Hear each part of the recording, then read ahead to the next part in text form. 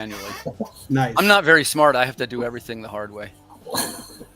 Could you send me the YouTube link? I could post it on my Facebook. Yeah, absolutely, man. Absolutely. And I'm gonna show the Mittens teaser thing. Yeah.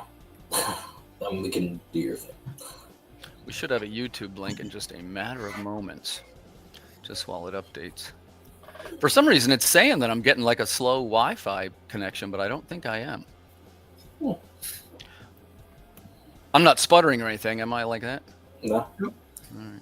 You did blink in and out for a second a few minutes ago. But Oh, okay. Well, there we go. Maybe there's... And Greg, so while he's doing that, so do you want to do the Mitten showcase before? Because what is it, top of the hour we're going over? Okay, so yeah, let's get the Mitten stuff.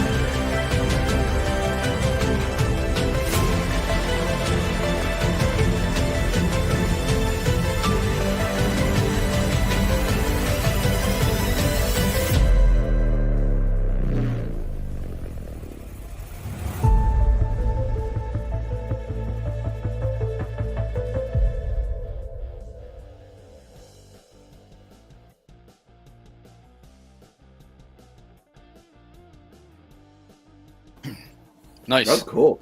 And then Greg, we wanted to show off some of the There's no like art to really show off. He hasn't Really? put anything in the folder. No. Oh, it's not in the folder? Oh, that's all right. Oh, yeah. So, yeah, he's just busy working on that, and he's working on our puzzle book, like our I Spy book. So. Yeah. The other day I came across an I Spy book. Do you guys remember those books? They're Oh my God, yeah. I oh my God, I probably have like 30 of those things from when I was a kid. And I remember just coming across one and like looking at it, and I was like, oh, that's interesting. And then I picked up, and then I found another one it was like in a pile of books. It was that one, and then the other one was like a Winnie the Pooh equivalent. And I'm looking at it, I'm like, oh, that's interesting. And then as I put that down, I was like, oh, like I'm like, we could do that. That wouldn't be that hard. We have all this comic art. We could just place them into different things and then have something like the toy could be hidden, the character could be hidden, whatever. I was like, damn, that would be so awesome to be able to do that. So that was very cool. It's a little hard. Were those kind of like a Where's Waldo thing? Yeah, kind of.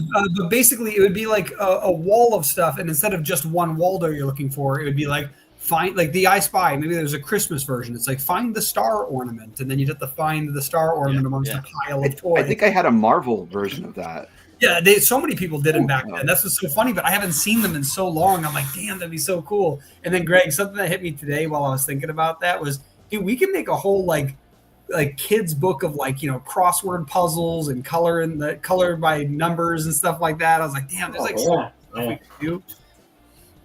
Yeah, no, I definitely would be excited to do that. So I will. I got some graphics for you guys. I figure what I'll do, I'll start out by asking you a couple of questions. And if we have anybody that wants to vote on some trivia questions in the comments, I do have a digital comics bundle and some digital artwork that we could give you as a prize. So let's start once more by seeing the bumper. As you know, we're making bumpers now for the podcast. This one is the handwritten theme, but it's done on an NES console, what they call an 8-bit system. So I hope you like it.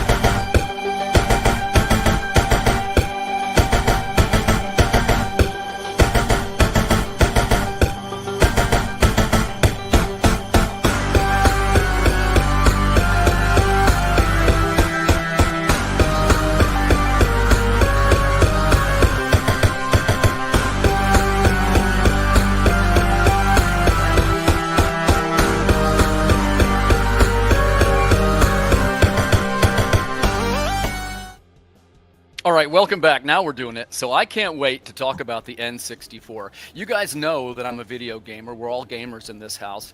And there's been a lot of classic games that are remembered fondly from the Nintendo 64 era.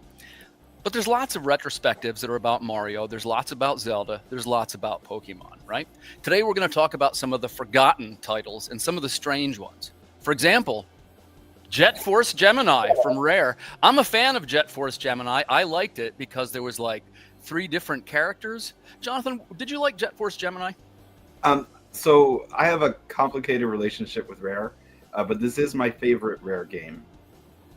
But you didn't love it.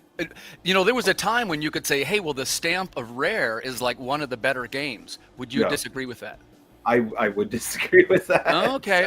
Now, I kind of know why you say that because Banjo was very clone-ish, right, of Mario was one of the criticisms. But they did have some original things like this one, and we're going to see Conker coming up later in the list. That's why this is one of my favorites. It feels like this was like them really trying to do something, unique and kind of their own flavor. And it didn't feel as derivative as some of their other games. I think that's a good way to put it. I liked that you could switch between the characters, and I especially loved the theme. Dylan, do you know Jet Force Gemini? I didn't even know this game existed, but the one thing I noticed that's so interesting is like that character looks like really detailed, where like, because a lot of the characters in the N64 are very polygonic, and that character doesn't look that harsh as like some of the other games did. So that's pretty interesting. One of the things that Rare did, they were pretty good at slapping textures on their polygons. Like when you looked at the guy's face, his face would be on there, but it would be like stamped on a square, if you know what I mean. That's Greg, awesome. Greg, what's your 2 cents on Jet Force Gemini? Never even heard of it. So, Yeah, even at a quick glimpse of this screenshot, though, it looks really interesting. It's got like it kind of looks like he's like a miniature in a forest over here, but it's super interesting. It's very reminiscent of what's it called, like the Donkey Kong 64 like landscape. That's kind of what it reminds me. I just had a glimpse. Even the what's it called, the life bar, I guess, like the little heads up display. Kind of reminds me of what's the other one, like Perfect Dark or something like that. So something I'm always going to give Rare credit for is they always push lighting. And I did replay this one a little bit in preparation for this. And it was really shocking how much lighting effects there are in this game for the N64. And of course, the music is always excellent. My problem with Rare is everything else about the games, right? But the atmosphere they create in their games is very compelling. Well, yeah, and let's chat about that a little bit, right, Jonathan? Because I disagree with you on this one. I loved the early Rare games, and it sounds like we agree on the fact that they were pushing the hardware, right? Because remember, these are cartridges. This is not even discs yet. Yeah. But Rare kind of had the better music and the better textures. But what they got criticized for a lot is that the gameplay was kind of repetitive. It was like collectathons. Yeah. Is that what you're referring to? Yeah, and that's my biggest problem with them is I don't like collectathon type games. It's just tedious to me. So I think that's my biggest why I'm not the biggest Rare fan, right? Yeah. And the most egregious one was Donkey Kong 64. Yeah. Because that one you could collect, and I'll bring some graphics up of that later, but you could collect coins, you could collect bananas. Yeah. There was gold coins and red coins and balloons, and it was like they're gopher games. Like go for this, go for that. And you just collect. Yeah. And it was funny too. We'll talk about this as we move forward. But they had what they call the expansion pack. It was like a little red jumper RAM pack. And so the games that had the expansion pack were, you could have a bigger world and have more sound. Didn't Donkey Kong 64 have that? I think it was a pack-in. Yeah, it was like I think that was one of the first ones, because I think when you bought, depending on how you bought the game, I think when you bought the game, it came with the expansion pack because you couldn't play without it. It was one of the first ones that required it, if I remember. But most people probably just don't remember, but they definitely had one. It was that little red thing that went right in the front of the console. And I think they had prepared for that the whole time they created the console, that they knew there was going to be games with more memory required. So I think that's probably where that game was probably one of the ones in development while they were working on the console. I totally agree. And I like to say too that one of the reasons I love the N64 is it's kind of the last try of a manufacturer where they threw in the top and put everything on a disc. Because there was a brief period where the disc came out really fast and furious. Games weren't very good. Whereas the later years of the carts, all the carts were pretty good. Well, I mentioned that on an earlier panel we had, which is that there was this time where games were terribly designed, but great stories. Like the original Zelda, the 2D, 2D kind of map where you're walking around from the top-down view. Right. And they had really good little arcs where they had like great stories behind them. But I think that jump to CDs where they could finally get really good graphics, that first set of games seemed to not really be that good. Like the stories weren't that good. They were just cool graphics, and that's all they were kind of forcing down. So I'm primarily a retro gamer. So the top down Zeldas, like the Zeldas on the SNES, and especially the Zeldas on the Game Boy, those are the ones I love, right? When Zelda made the jump to 3D, I slowly lose interest over time. Like I love Ocarina, I love Majora's Mask, I love Wind Waker, and then like after that, I kind of stopped caring about Zelda. But like, and also that was the Wind Waker, yeah, absolutely, right. And everybody loves Ocarina. That's practically your ID card. But I would say that you're right, because when the Wii came out, and by the way, we'll do a special about that too. I'm not a Wii hater. I had one. I love the Wii. We had tons of parties with it. It's tons of fun, but it is a different kind of gaming. It's so underrated. Yeah, it is a little bit underrated. But I didn't like the Zelda games for the Wii, not as much. Yeah. And I think that's one of the reasons why, is because there's like a precision that's needed for Zelda games, and the motion capture. The motion capture is fun, but it isn't. It's not very precise. Yeah. Jet Force Gemini, it's the bomb. Definitely recommended. And I was going to show in this video example, they kind of had this cool 3-piece team. And what it was, there was like one guy was like an astronaut, right? And he was just a shooter. And then there was like a dog, and the dog could hover a little bit, and like he could reach inaccessible areas. And you know what? I forget what the girl's power. Oh, she could hover a little bit. The girl could breathe underwater, and the guy could walk on lava. That was their. Do you know what else I love though? We were talking about this with the comic books. How people will hire really high quality artists to do the cover, but the inside art might not match the same quality. But it's more because it's like a marketing tool. Like the point is to like get you to even look at the comic to begin with. And I love how N64's like graphics, like what they drew on the cover art, like the little boxes that the cartridges came in, and even on the cartridges themselves, were like astronomically better than the actual artwork or the game visuals, which is just funny. Yeah, and they did really a good job, I think, in portraying some of these. I'm trying to see if I can get a good example here for us. Some of the gameplay was very simple, but the graphics were kind of, for the time, They were very good. Yeah. Always had good-looking games. And it's like I say, they weren't very. If you got up close, it's not detailed. It's only a few polygons, but the textures are mapped onto the polygons. Yeah. Which at the time was new. For example, the other thing that the other thing that Rare did, which was a cousin of the GoldenEye game, you could take a photo of yourself with the Game Boy camera. Oh, that's right. And you could transfer it into your game and put your face on one of the games.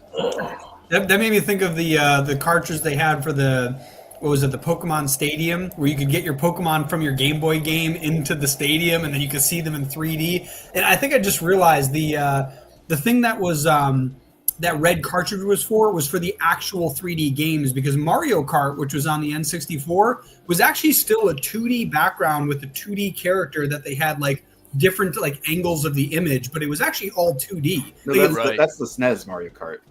No. There's a Mario Kart. The very first Mario Kart for N64 still looks like very 2D. So what they're doing is they're using like the Doom technology. So they are sprites, but they turn in 3D. Right? If I remember correctly, it's been a while since I played it, but I think that some of the first N64 games were flat like that. But the real 3D ones, like the one that we were just looking at, and Donkey Kong and some of the shooters and stuff like that. I wonder if that's what that cartridge was for that adaptation. I can't recall, but I definitely remember the extra cartridges that you could add, like the Pokemon one. I still remember that being the coolest thing. Was like, here's my level like 87 Charizard. Now I have them inside of this game, and I can fight my friends in 3D, and it was so cool. Let's take a second and ask that. I wasn't as much of at that time. That was Game Boy Advance, right? No, that was still Game Boy Color. Like that was Game Boy. Yeah, that was they were one of the first games that came out for Game Boy Color, when instead of it really being in color, it was just all red or all blue. Like it was just a monochrome color, but it still had it. And then what was it? Then Pokemon Yellow came out. And even Pokemon Yellow, I think, was the first one that had like real color in it, where you had Pikachu followed you and stuff. But Pokemon Stadium, the first one at least, came out for. Actually, no, they both came out for Game Boy. Yeah, Game Boy Color, because the second Gold and Silver were still Game Boy Color, and Pokemon Stadium 2, they added those Pokemon into it. So yeah, it was definitely still the OG. I sort of want to give an honorable mention to, like I said, that I'm not going to talk about Pokemon too much, and I'm not the biggest Pokemon guy anyway. But we're talking about this fan. No Pokemon for me. Yeah, but there were a couple strange titles even under that parameter, which this one I'm showing here is Pokemon Snap. The premise of which yes, you ride around in a little car, and you're a photographer, and you got to throw little. There's like a Pokeball that you throw, right? Or you can play a flute or something. And it's the nicest rail shooter ever made. The most rail shooter ever made. There was a Game Boy version of this that you could get a cartridge that plugged into the back of the Game Boy. It added a camera, and you could take a picture of yourself, and it would make it into like a sprite, like an 8-bit picture of yourself, all black and white. That's actually pretty cool. Yeah, I forgot about that until you mentioned that. Yeah, you plugged it into the back, and it had a camera on it. It was like the crappiest camera ever, but whatever it took a picture of, it just pixelized it because that's all it could capture on the screen. Oh, man. There's something else with that one, too. I can't remember. Oh, that's the same as back to the Pokemon games themselves, Red and Blue. If you capture all of the Pokemon in the game, which almost nobody ever did, and by almost nobody, I mean 99.999% of people never caught all of them. But if you do, there's a area in the game where you can get a certificate printed. And another thing that they added was a thing you could plug into the back of the Game Boy, and you could print a little receipt out, and it would have like the certificate that said you caught all the Pokemon. It was like the Game Boy printer. Yeah, I'm curious. So I never was a Pokemon guy at all. I did play Pokemon Snap, but Jonathan, so you never were a Pokemon guy at all? I was never a Pokemon fan. Although I did love the Game Boy. Actually, I liked the Game Boy better than the home consoles. I think the Game Boy had the better libraries. But I never got into Pokemon. I was exposed to S&T fairly young. And so when Pokemon came out, I just kind of thought it was, it's S&T for kids. And I was like too cool for that, right? S&T, what are you referring to here? Shin Megami Tensei. Oh, okay. Yeah, okay. Thank you. Basically dark Pokemon, right? Yeah. Yeah, I have a little bit of a, I have a little bit maybe more of a, I follow more Japanese culture than some people do, but less than others. Not too much as far as on the Pokemon side or on the anime side. I will say though, Game Freak, the people who made Pokemon, they made this amazing game for the SNES called Pulseman. So if anyone ever finds Pulseman, play it. It's a really good game, but it's like a Mega Man clone. It's not anything like Pokemon. Oh, nice. I love Mega Man. I had the Game Boy Mega Man. I used to play that all the time. It was the one with Zero in it. Yeah, Mega Man Zero. That's one of my favorite game franchises. Mega Man X, Mega Man Zero, like my all-time favorites. I think I beat that whole game, got all the power-ups, got Zero and got all his power-ups, beat the whole thing through, and then reset the game probably 3 times. Yeah, just because it's just fun to play, right? It's fun. It's just a 2D scroller. That's why it's cool. Like we're doing the N64 panel. It's like these older games that weren't incredibly well designed in the graphic tens because they didn't have much to work with. We're really good at just making an interesting game. Like this leveling up progress of everything was very cool. Oh, I'm gonna throw a couple. Here you go. I'm gonna throw a couple ringers out there. Remember, a little bit, all the gloves were off for Nintendo. They didn't know exactly what kind of console it would be. So in the middle of all these kids games being released, here comes Shadow Man 64, right? Which, Jonathan, do you remember this one? Yeah, I remember. This was it was a tie-in to a comic book too. Yeah, Valiant. It's a Valiant. Well, book. so it wasn't.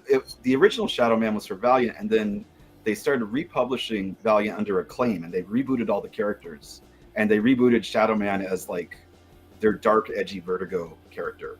Right? Gotcha. So that's what this game was tying into. Oh. Okay, hold on. We go. But yeah, that was a great game. Yeah, and the premise of Shadow Man is that you're a guy coming back from the undead, and it's all satanic, right? Yeah. Like actually, he's got to use like these runes and all this other kind of stuff. Are any of you guys Wolfenstein fans? I am. Yeah. So Old Blood, Wolfenstein Old Blood, one of the newer Wolfenstein games, same director as Shadow Man. No kidding. Yeah. He came out of retirement to direct that game. It's funny. This kind of reminds me of Noob Saibot from Mortal Kombat, like the whole thing with Scorpion dying, but then being reborn into this shadow figure where he's like literally like just dark, like darkness. Like that's all it is. It's kind of cool. Yeah, they do a nice job on the designs of these, and like here's a good example. You mentioned the box art. Yeah. To me, yeah, it's definitely a more sinister box art than here it is mixed in with the Pokemon and the Mario. I was about to say this looks like if Morpheus over here, ended up becoming a demonic being. I think they had those same sunglasses. For real, that's what I'm saying. And you're probably only 3 years removed from Morpheus. Oh my God, yeah, for real. It's crazy because video games compared to like I think you already posted that. Yeah, video games when films were coming out were like so far behind, and now video games are getting to the point where they're sometimes better than CGI. So it's interesting how far behind N64 was.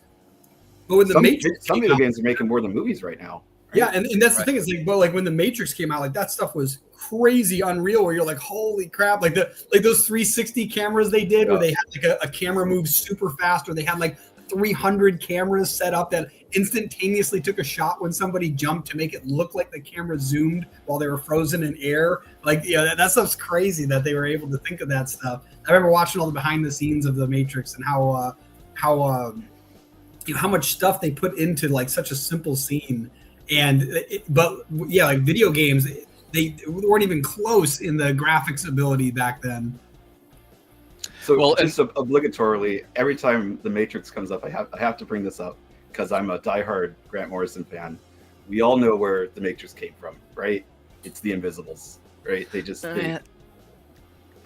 were literally passing around copies of the Invisibles, telling them this is the movie, but he didn't get any money for that, right? Yeah, it is kind of. I get what you're saying there, and I'm a Morrison fan too. That's interesting. I actually heard there was some lady who claimed that she actually wrote The Matrix and that it was stolen by the brothers. She sued. That's in the Amazon trivia. Yeah, because I don't think she won though. The crazy thing too is after I looked at it, it was super interesting because she basically said that she had like Will Smith was supposed to play Neo. Oh God. So think about this. What they had was Will Smith as Neo, Fishburne as Morpheus, and I forgot the Oracle's name. But you basically had these three characters. And you notice they're all black, and all of the agents were white. And the woman who wrote it was a black woman talking about that dilemma where basically that was the actual riff. And they actually did invite Will Smith to do it, but instead he recorded Wild Wild West. And he actually, which was one of his I think it was one of his worst producing films, but it wasn't, most of his films did really well. So, I get why somebody at that time would have said, and I said it too, like Wild Wild West, what a great idea. It's so ready for a remake and but they didn't hit any of the correct notes in that movie. And so like, imagine being a part of that while The Matrix came out, which is now blowing up. It's not even just blown up. It has become a word, kind of like how we say you're going to Google something. Like we now talk about escaping the Matrix as a metaphor in life. He's you know red. It's crazy. Yeah. So I love the fact that, and honestly, the fact that Keanu Reeves was involved is probably part of why the film even finished. He even mentions how I think he took a pay cut so that they could have enough budget to finish the film. Like, I love everything that Keanu Reeves is in, except for the last. He's a nice guy. He's done that a bunch of times too. He always takes pay cuts if the movie's in trouble. He's just like the nicest guy in Hollywood. Yeah, the only accident he ever made was the last Bill and Ted. That didn't need to be. No, made. I didn't see it. You don't need to see it. I don't want to see it. I don't want to see it. It doesn't exist. I read, I'm not one for the superfluous remakes myself, but I will say that The Matrix, man, I'm a huge fan. And I was reading an interview with Will Smith, and it was like about how he has Turned it down? Well, it's basically he did some things wrong, but he did some things really right. And let me tell you what I mean by that. We forget now. Do you remember what Will Smith's breakout role was? He was DJ Jazzy Jeff's partner. Like he was the partner to the rap guy, right? So, and hey, nothing against DJ Jazzy Jeff, but if you put 100 people in a room and told them one half had to pick out Will Smith and the other half had to pick out Jazzy Jeff, do we even know what he looks like? Which I have seen him in concert, by the way. But where I'm going with this is I really like Jazzy Jeff. So it was actually pretty cool. He's like a DJ. It's like with a laptop and stuff. It's real high tech. But so Will Smith is, gets an agent, and the agent says, "What kind of things do you want to do? You ready for this?" Will Smith says, I like movies that have creatures, like Star Wars. And the agent's like, creatures? Well, I got this thing, Men in Black. Men in Black, yeah. So, and they put there's Will Smith, and then they got the next thing. Well, it's aliens. It's Independence Day, something. Man, Will Smith, right? And honestly, those two are some of my favorite movies of all time. Like I still know the lyrics to the Men in Black theme song. Like that's crazy. Like I think I got the soundtrack to that somewhere, like the CD. And Independence Day, one of the most iconic films. Even though he's not the one giving the speech, still the speech in that movie. Like there's so many quotable lines from that movie. It's definitely the last of the great original Hollywood blockbusters. Yeah. Yeah, man. Yeah, it is. It has a crappy remake too. I watched about half of it. I was like, oh, it's got to be good. If you watch half of it, that's a bad sign. I'm personally not a fan of Independence Day. I'm sorry. The first one? Or Men in Black, honestly. But the one thing that I do love about Independence Day is it gave us the boss in Star Fox, right? Star Fox 64. Yeah, right. That's with right. Bill, right, where Bill kills himself. Like, oh, it's great. That movie is justified in that it gave us that level, right? Well, tell you what, why don't we'll make that our segue, because we were talking a little bit, Jonathan and I, before about I'm a huge Star Fox 64. Yeah. Now, I hesitated a little bit because one of the things I wanted tonight to be sort of about the really strange titles. This one's not that strange, but there's one element of it that's kind of strange because it had something new. This game was packed with the Rumble Pack. It was the first that game. So, which later, of course, with Zelda became known as the Stone of Agony. So, Jonathan, what can you tell us about Star Fox 64? It's in my top 3 for the N64. It's classified as a rail shooter. It's not technically a rail shooter, but this is my favorite type of rail shooter. Why do you say it's not a rail shooter? It's kind of rail shootery. I mean, it is, but like, if you compare this to like Time Crisis or something like that, it's a very different game, right? You control the speed. You could do, you could do. And also counters. 64, there was a couple tank levels, right? Yeah, there was a tank levels, and there's all range levels, right? So that's definitely not rail shooter like. But it's one of my all-time favorites. I actually do prefer the original Star Fox a bit over to the 64, but I still love them both, right? Yeah. And the only reason I bought a 3DS actually was for the remaster of this one. Is it good on the 3DS? Oh yeah, it's great. There's different modes, so that just gives you more excuses to play it over and over again and like 100% it. So I buy it just for that, even if the graphics weren't like upscaled, right? Well, what do you think about? I want to ask some questions about the characters because look, I love the gameplay of Star Fox 64, and one quick thing, I'm probably saying his name wrong, but the developer, he's legendary, right? He's Shigeru Miyamoto. Mm-hmm. Did I say that correctly? I think so. If you mispronounced it, I'm mispronouncing it too. So. Okay, gotcha. So, in my case, like if you look back at the pedigree, you notice that the really good games came from Shigeru, the best gameplay. Yeah. But sometimes his character design is not the strongest or most memorable. And this isn't my way to find a problem where there isn't one. Yeah. But you got Slippy and Froggy. Like none of these characters became, where's their movie? You know what I'm saying? Yeah. Like, I mean, but even if you look at Mario, like Mario's not that, he's kind of a weird looking character. Do you know what I mean? It's weird that he became this like icon. Because I mean, it's not like Sonic where he was intentionally designed to look cool. He's a fat plumber, right? So it is weird that he became so famous and became this like power character in the world of video games. So I think it's always been kind of a downfall of Nintendo is they don't create the most compelling looking characters. I think that the design of the characters is less relevant too, though. Like that's the reason why someone like Mario can become a powerhouse figure is that it's the game itself, the enjoyability of like going through multiple levels. Like the fact that Mario not only has like whatever it's 100 levels, there's ways to skip levels. There's like these hidden gems. Like you become an insider. Like when there's Easter eggs in a comic book or a movie, the fact that there's this one hidden block that if you jump just over here, you'll unlock something. People get so invested in learning so much about the game. Sure. They create lore in their heads. They create little fan groups of speed runners. Like think about there are Twitch channels that all they do is speed run games. And what is the number one speed run game? It's Super Mario. Like it's yeah. When you say Super Mario, I'm a do you mean speedrunner, Mario actually. I got a question. runs. I got a question. When you say number one speed run, you said Super Mario. Do you mean Mario 64? Probably. No. What's the original? The SNES. Mario Bros. Super Mario Bros. Super Mario Bros. The 2D scroller, because it's one of those things where you could just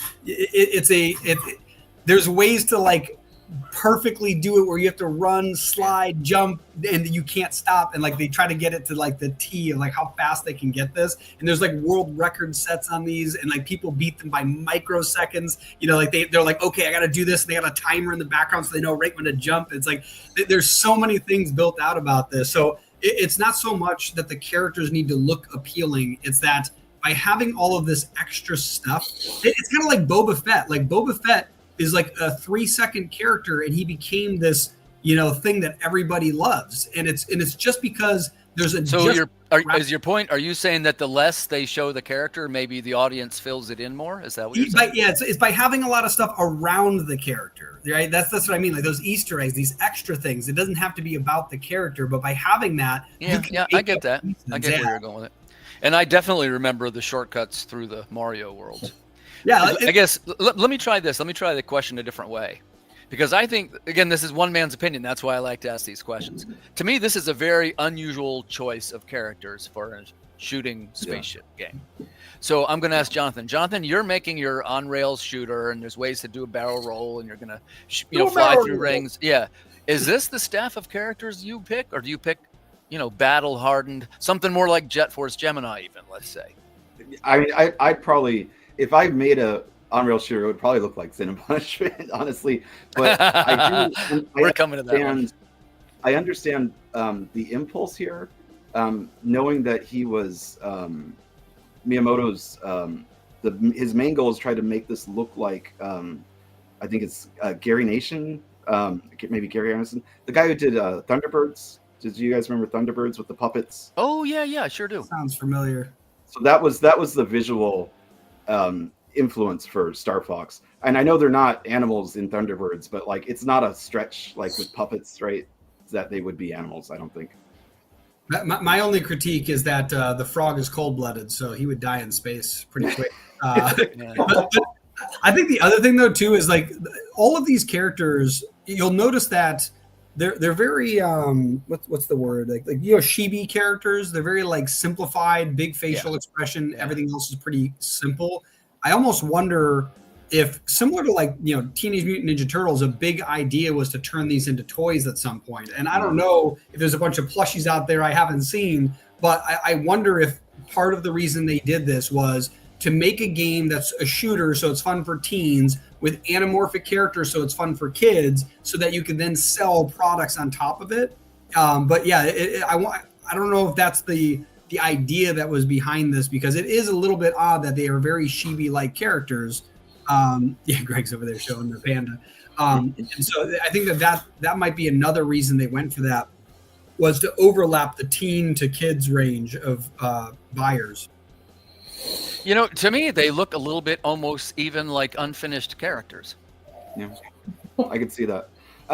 Before we move on, the guy should have some kind of cigar or something. I'm sorry, go ahead, John. Animatronics, yeah, that's what they look like. Before we move on to the next one, there is a bit of trivia, just for Star Fox.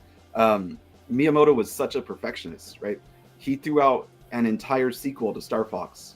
Do you guys all know about Star Fox 2? No, I want to hear this. No. It's finished. It's a finished game. Nintendo actually eventually released it on the Virtual Console, but once he saw the technology for the N64, he just knew the game was going to be subpar in terms of reaction, right? In terms of fan reaction. So he scrapped an entire game and started Star Fox 64, a finished game. And we never got to play it till years later, right? Huh. And it was originally going to release on the SNES. It was going to be the actual sequel to Star Fox. That's crazy. I did not know that. Oh. Very cool. Very cool. Yeah, and that's... So let me know if I get this wrong, Jonathan. So the same guy made Mario, Zelda, Star Fox, Pikmin, but he's not the Pokemon guy, is he? No, that's Game Freak. Oh my God. I think if he did that, everyone would know his name. You know what I mean? It's one of those things where there's no way. They just own Pokemon. Yeah. Well, no, like that. They would just, that would be crazy to overlap all of that. Like, you know what I mean? Like, you might as well have added like Dragon Ball Z on there and been like, Jesus, like this guy invented the internet. Yeah. He also didn't make Metroid. That was Gunpei Yokoi. He made Metroid too? No, Gunpei Yokoi made Metroid. Oh. Gunpei Yokoi is actually my favorite director at Nintendo. He made all the Game Boy games, and then he made Kid Icarus and Metroid. But everything else Miyamoto made. What about Mega Man? That's Capcom. Oh yeah, that is Capcom. That's Keiji Inafune. Nice. Damn, Yeah, well, crazy. I'm a fan of Shigeru Miyamoto, and I saw him one time saying at an interview he was at, and I'm going to mess it up, but the gist of what he said was, because they were all talking about the race toward this next generation graphics. And he was like, man, I'm not sure that's the most important thing. You know how game makers always say that, and they're probably right. Yeah. And they're like, no, Xbox is, going to this, and, Sony is going to this. And he says, you guys are worried about sales. You ought to be looking at right now at what these guys are doing with this Tamagotchi. And at the time in Japan, if you guys remember, it was like a little toy, and it had like 3 animations. It was very, very basic. Yeah, it was like dirty. People went bananas over them, and it even came to the States a little bit. It wasn't as big over No, here. I had one. Did you? Yeah, I had one too. I had one when I was about 11 years old. I had one too, yeah. And it's sort of, well, I guess my question, Jonathan, does that prove his point? Do graphics matter? Is it the end all be all? I don't think graphics matter. And I can't stand. I call them. Can we swear on here? Is that okay? Yeah. Yeah. Okay. I call them graphics whores, right? Whenever people are like, "Oh, it's got the best graphics. It's got the best graphics." Like I've never cared about that. And I think actually Pokemon is kind of a descendant of that Tamagotchi idea, right? Correct. Or a little bit. I was going to say Pikmin too, if you know that one. Yeah. I was gonna say you got like you have Tamagotchi, Pokemon, Digimon. Like there's a bunch of those that were all kind of created around the same time, and it's like just this idea like pocket monsters like Pokemon. The whole idea was these little tiny creatures, and like Tamagotchi. Yeah, like the Tamagotchi thing was like it was like normal state, hungry, sad, sleepy, dirty, and like that was it. Like it's just like a few animations that bounce back and forth, and you had to clean. And dead. It could also be dead. Yeah. Oh yeah, dead. Oh my god, yeah. You got to get the new egg and have it grow. But like, there's been probably 1,000 other renditions of that as well that were like short-lived and then died off, just like the Tamagotchi. So yeah, it's definitely something that. Actually, I think I even saw something recently. Somebody made like a pot that you put a plant in, and then it has a face on the front of it, and like it tells you when it's thirsty and hungry and all this stuff, so that you feed the plant. And it's like, like people. I think people like to gamify life, and the more that a game has a long adventure, a hero's journey arc, no matter how simple it is. In fact, sometimes simpler is better because then it's easier for me to lay my own thoughts on it. Right? Like that's what I mean with the Mario story. Like other than the back of the box that told you about what Mario was like, what was going on in Mario's world, you don't know anything else. Everything else you're just making up in your head. And I feel like that's true with comics between the panels. You know what I mean? It's like it's true with novels without images. And I feel like the more design that goes into the game, the less room for imagination there is. So your designs have to either be absolutely incredible, or the story has to work. The story has to be, the best. Like that. You could have a crappy graphic, really good stories, and that'll fill in the blank for everybody else. I gotta say, I buy your explanation. There's only a few times when it was where the design aesthetic is nailed at the same time as the music and the gameplay. Yeah. A couple of good examples, like, I love Zelda Ocarina of Time. It kind of wasn't really on our list tonight, but you could make some good examples that it is a weird game. I mean, first of all, you're playing an ocarina to unlock a waterfall, right? And you're a mute. Turn back time, and then you got the remember those weird zombies that would hang out in the castle courtyard? That was pretty strange. Oh, what do you think, there's an interesting little Easter egg about the weird zombies. All the zombies that are in the courtyard in the future are in those places that the people are in the past. Yeah. So they are the villagers. The zombies are the villagers in Castletown. Yeah, it's a kid's game, right? Yeah, it's that whole and they latch on you if you get close. Yeah, and they make that noise. It's like, oh, yeah. That whole game is weird, but I think the point about like the graphics in there, like the dungeons and like the lore behind everything is what made that game like really fun. Like you wanted to know what was happening. You weren't just trying to beat it. You know what I mean? Like you wanted to know, like, oh, why is this happening? What's going on over here? Like it was a very exploratory game. It's kind of like was it Tomb Raider? Like how people like are huge fans of Tomb Raider. It's definitely the fact that we like to explore and it's a call to adventure, like that whole idea. Like sure. But it is funny though. Yeah, you're literally a mute that has to kill future zombies of past friends. Like it's weird. Well, and probably the other odd element of Zelda, remember he can carry a little bottle and he can keep something in the bottle, like a fairy or a fish or a seed. And remember he encounters the guy who sell me something with C, and you can use the C button to sell. You can sell the guy seeds or ghosts or whatever you happen to have in your bottle. And it's such a weird interaction. Like it doesn't even smash all of his jars after. Oh yeah. You're like, here, I hope that pays for the damage I'm about to do. It's like, what damage? This is a hair off topic, but we mentioned it, so I wanted to get a discussion going. I'm a little bit of a Metroid fan myself, although I don't think there was a 64 entry for the franchise. This one I'm showing here is from the GameCube, and I think that would qualify as strangest because the rolling into a ball. Like the puzzles were, you had to solve the puzzle by rolling into a ball and unlocking something. Jonathan, are you a Metroid fan? Oh yeah, I'm Metroid's probably my favorite franchise from Nintendo. Like I said, Gunpei Yokoi is my favorite developer. He did the first two Metroids. And then he supervised Super Metroid. But the first Metroid was probably the game I played the most as a kid on my, original Nintendo, right? And I just love how open-ended those games are. right? There's no NPCs, right? There's no tutorials. It's just a world, and you figure it out. And it's so compelling. It makes you kind of feel like a space detective. Do you know what I mean? Like it's just such a compelling game. And there was also a cool. You could like analyze stuff with your readout, right? Like you. Oh could yeah, scan in Prime. Yeah. Yeah. I just realized it's probably where they got that idea for like what was it, the Batman Arkham. Oh yeah, that's absolutely where they got the. Yeah, I just registered that because it's been so long. Like Metroid was definitely a fun game, but I did not play a lot of it. I don't think I ever owned it. I always played it like at a friend's house, which I think that's the other big thing too. Is when it came to a lot of these N64 games, I remember like my friends getting some games and me getting other games, and then we would go and play at each other's houses. Like, so not only was it an adventure in the game, it was also like exploring the games because not everybody had all the games. And it's like, oh, some of my friends had this, and you weren't going online to play. You had to go to their house to play these games. And when they're like, oh my God, this one's split screen, is split screen peeking, you know, like back in the day when children had to be social. Oh man. Oh, I just realized because these probably won't come up as weird games, but I noticed that everybody I always run into that talks about N64, one of their favorite games is either Perfect Dark or GoldenEye, and Sure. And I almost don't know anybody who owned both the games. It was always like you owned one of them. Yeah. Which ones did you guys own, both or one of them? I had both, and I'll tell you, and I'll prepare a graphic while you guys are answering. But GoldenEye was kind of the first multiplayer game, or it was for me. This is before LAN or anything like that.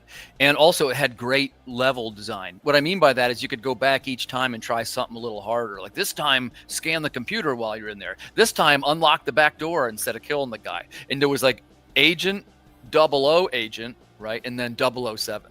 And the 007 was always timed and super hard to do everything. And you also have to like try to kill don't kill any civilians, this type of thing. But then Perfect Dark was like the whole experience on steroids. Like they had, there's like 30 couple weapons. There's Elvis, the alien. Oh yeah, that's right. And it was all an alien conspiracy is what it was. I still, my favorite thing from Perfect Dark, and the reason why I love that one, and I only ever played GoldenEye years later when you could buy them on the Wii. And you could buy a golden gun and put the Wii remote in it to play. It was awesome. But I never played it on N64 until I never played the game at all, but I never played it on N64. But Perfect Dark, the thing I loved about that game so much were the laptop guns. I don't know if anybody remembers those, but it was a gun that you could then throw onto the wall and it became a sentry gun. Yeah. And it was the coolest. That was the coolest thing ever. Was you'd throw that on the wall, you'd run around the corner, and then someone would chase you. You'd run past them, and then they get taken out by your gun. Yeah, I love that. I love this game. So again, I have a complex relationship with Rare. I did really love playing multiplayer Perfect Dark and multiplayer GoldenEye when I went to friend's house as a kid. The dragon. Right? But I never played the campaigns of either of them until years later on emulators. And it was kind of astounding to me. I don't want to be negative, but how bad they were considering Quake had already come out. Oh yeah, you're going to make the point that the PC games were already doing all these things, right? Well, I mean, and I'm not one of these. I can't stand the PC Master Race people. But like, but you're right. He's right. Yeah, I love the videos though, where they got the Master Race where they're all jacked flying on them. But in terms of first-person shooters, I do think that PCs were way ahead of the game. And I mean, Doom 64 was good, Turok was good, but there's just something about GoldenEye and Perfect Dark that just does not jive with me. It's very like point-and-click kind of gameplay. Like you just point and shoot, and there's no like subtlety to the movement controls or anything. Like there's no like strafe jumping and stuff like that. That's the type of stuff that like even on PC games they weren't that good until later. There's like Quake came out a year before GoldenEye. You could strafe jump in Quake. I'm trying to think if I played Quake. And by the way, that same port of Quake came maybe a year or two after Perfect Dark to the N64. Oh, there was a version of Quake on the N64. Mm-hmm. Holy cow! And it was the like it didn't have all the features and it couldn't. Oh, yeah, I'm sure. Because right about then the big thing was everything had to be modded, right? Yeah. Well, I think we can all agree. Quake. When it comes to shooters on the N64, There's only one real answer. Yes. Duke Yes, Nukem it is. 64. Yeah. He's Duke coming to Nukem. kick ass and chew bubble gum. And he's So all I've never actually played this. I've only played the PC equivalent, right? It's pretty bad, actually. I'm Is just it? trying to be edgy. It was my favorite this- game when I was 6 years old. It is fun to play, but like the characters they're like two-dimensional sprites. Yeah. Which at Oh, this it's in- point, on the the- in the sprites were PC mostly too, yeah. done for the. Was it sprites on the PC? Yeah. I Hey, mean, quick- it was the Doom like 3D. They turn and they're still like 2D, right? Hey, quick question for you guys. Did you guys see They Live? They live. Yeah, of course. Yeah, that's so many of the lines from Duke Nukem are from They Yeah. Live. I was And gonna, also- I didn't know that as a kid, so yeah, because I was gonna ask because I don't know when I didn't know when. So Duke Nukem is the first time we see him in N64? Was that a show? Like I don't know enough about Duke Nukem. Duke Well- Nukem was an old Amiga character, a 2D like Amiga character, Oh. and then they like revitalized him for for first-person shooters. But he never talked in the old games, right? So when he did finally talk in Duke Nukem 3D, all the lines are ripped off from either 80s Evil movie. Dead and Army of Darkness or They Live. Gotcha. I was gonna say because I remember when I first when I mentioned that line, the chew bubble gum and kick ass and all out of gum, that Yeah. somebody mentioned Duke Nukem and like, it threw me off. I'm like, it's like that's definitely from They Live. I'm 100% positive. They Live's but- like one of my favorite movies of all time. Yeah, it's so funny. I don't remember who we were talking to. Was it yesterday, Greg? Where like they'd never heard of it or never saw it. Oh, but, burn him with fire. Yeah, but at Saratoga Comic Con, somebody was dressed up like Duke Nukem. Yeah, that's what it was. Sorry.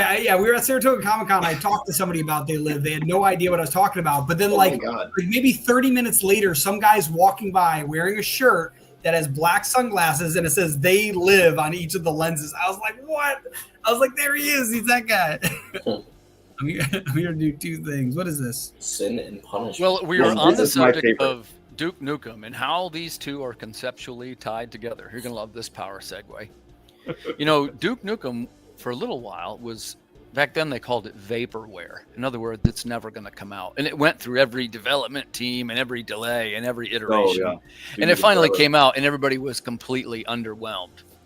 There was another type of the vaporware, which was these were what they sometimes called Japanese imports, and they could still be played on American region N64s. Well, you couldn't really read the text or understand the story, so the ones that performed better were ones like Sin and Punishment, which is a sort of a hyper-paced shooter. It's another rail shooter. Jonathan, this is your favorite. Yeah, Tell us this why. is one of my favorite games of all time. And actually, it was probably the only rail shooter I like more than this one is Sin and Punishment 2 on the Wii. But it's just such an amazing game, and there's so much sophistication in this. I mean, it's Treasure, which I think were the best developers that ever existed.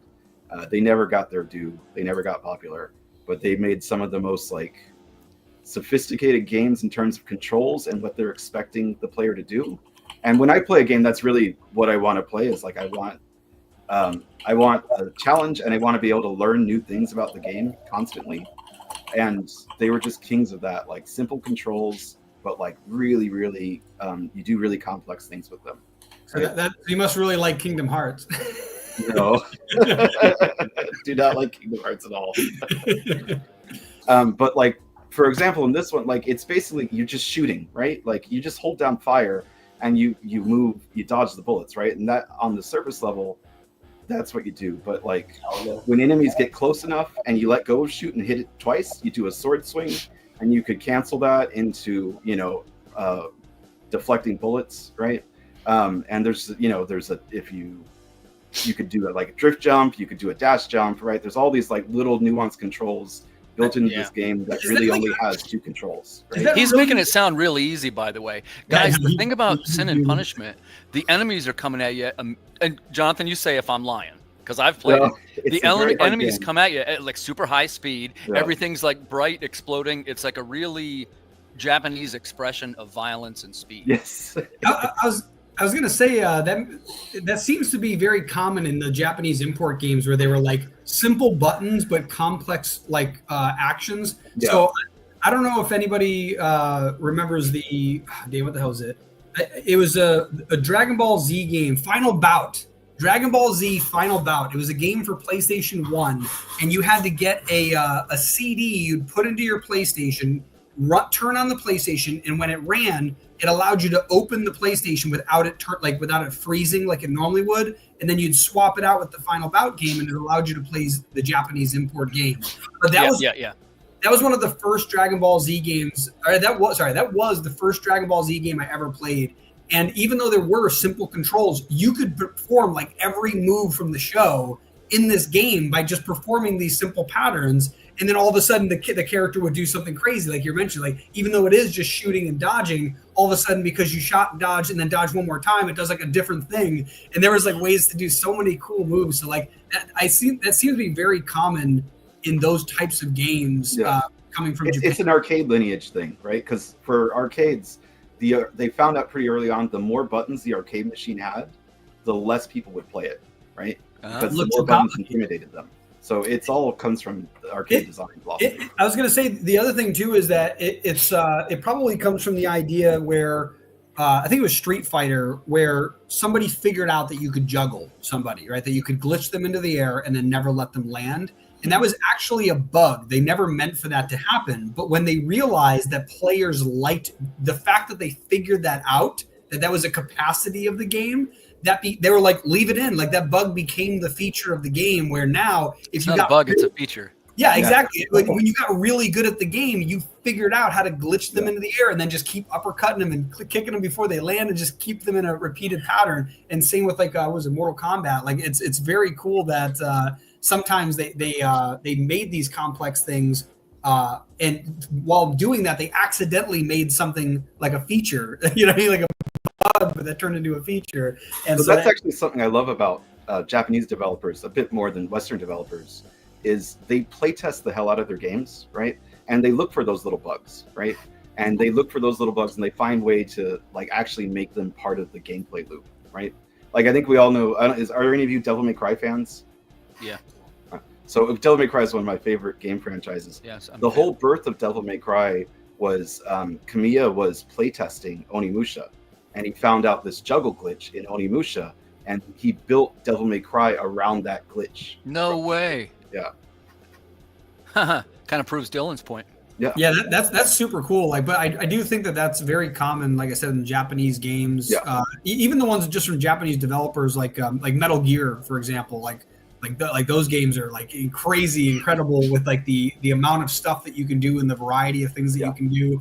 Like I always loved games where like you could progressively make everything better. You could become better with your stats. The weapon you got could become better. Your friends could become better. Like everything about like your armor becomes better. Like all of these different things where you can progress them, and then based on those progressions, you got new things. It's like I always like it's like when it comes to gamification, like that's really what we like. It's that the ability to turn almost any portion of a game into a hero's journey, like just leveling up everything and getting better over and over again. The ability to level up your army of undead ghouls and trolls and wizards and Ogre Battle 64. This is a super obscure cartridge, which it's not Japanese, but it definitely gives off the flavor of one. And what I mean by that, it is a very menu-driven kind of RPG. You set up all your characters, you set up all their stats, you equip them with whatever weapons, but then you point them at where they're supposed to go, and they battle. Is it a turn-based, or is it like they just run like an RTS or like an RTS? Yeah. And now that said, you can pause it, Dylan, and like you can change some of the things on the fly, right? Oh, that's awesome. Not in the middle of a battle. Like if they're gonna lose, they just lost. You can retreat and stuff like that. But you start out with these guys swinging little sticks, right? And it ends up with these undead lich mages throwing these giant fireballs that can hit 18 people. So it's really a pretty cool game. But not everybody likes the type of menu-driven choices that are so prevalent in JRPGs. Sometimes it's a little bit too much. Going back to what Jonathan said, a little bit too many buttons, a little bit too much micromanaging. Jonathan, what do you think of something like this, Ogre Battle 64? So I never got into the RTS or text and stuff. I did really love JRPGs when I was little. Especially on the SNES, right? There's so many good ones. Give an example of one of your favorites. God. Probably. I'm gonna be generic here and say Final Fantasy VI and Xenogears. Sure, I love that one. Yeah. Yep. But I find I can't play them anymore. Like, I don't have the patience to play them, and maybe it's just I have less time. But like, once a game gets to like, it's like 80 hours, and you got to grind and you got to level. Like, I'm more into the arcade type games now, where it's just like I played for 20 minutes and like I killed a bunch of shit, and I felt like I accomplished something in the game, not like running around in the forest like leveling up your characters. But I used to love it. I used to love it, and I don't know what changed, and I don't know when that change happened. Honestly, it could be simple stuff like attention span. The fact that we got short form videos and all that stuff now, it's like all of that stuff over the years has progressively gotten quicker and quicker and quicker. And actually, now that I think about it, if you think about the Japanese games, like one set of games are, you just button smash, and then eventually it's like timing is huge. Like, you got to get really good at timing. So now you're used to like quick reaction, and it's like if it doesn't hold your attention for more than a couple seconds, you're like, it's like I'm already ready to react. Let's go on to the next thing. So it could be as simple as that, where like RTS is, it's a lot of strategy, a lot of patience and waiting and building and accruing. It's like, it's kind of funny because it's like a lot of stuff in life is more like RTS, where you have to like slowly build something of value and then it works, and then you do it again and then it works. Where like a lot of these other games are more like, how do I get to the next level really quick? And it's like same with the speed runs. Like people like love speed runs, so it is kind of interesting. Yeah, I don't know a lot of RTS players in my gaming friends circle, but a lot of this stuff that's like, Anybody in this room a StarCraft person, or are you familiar with it?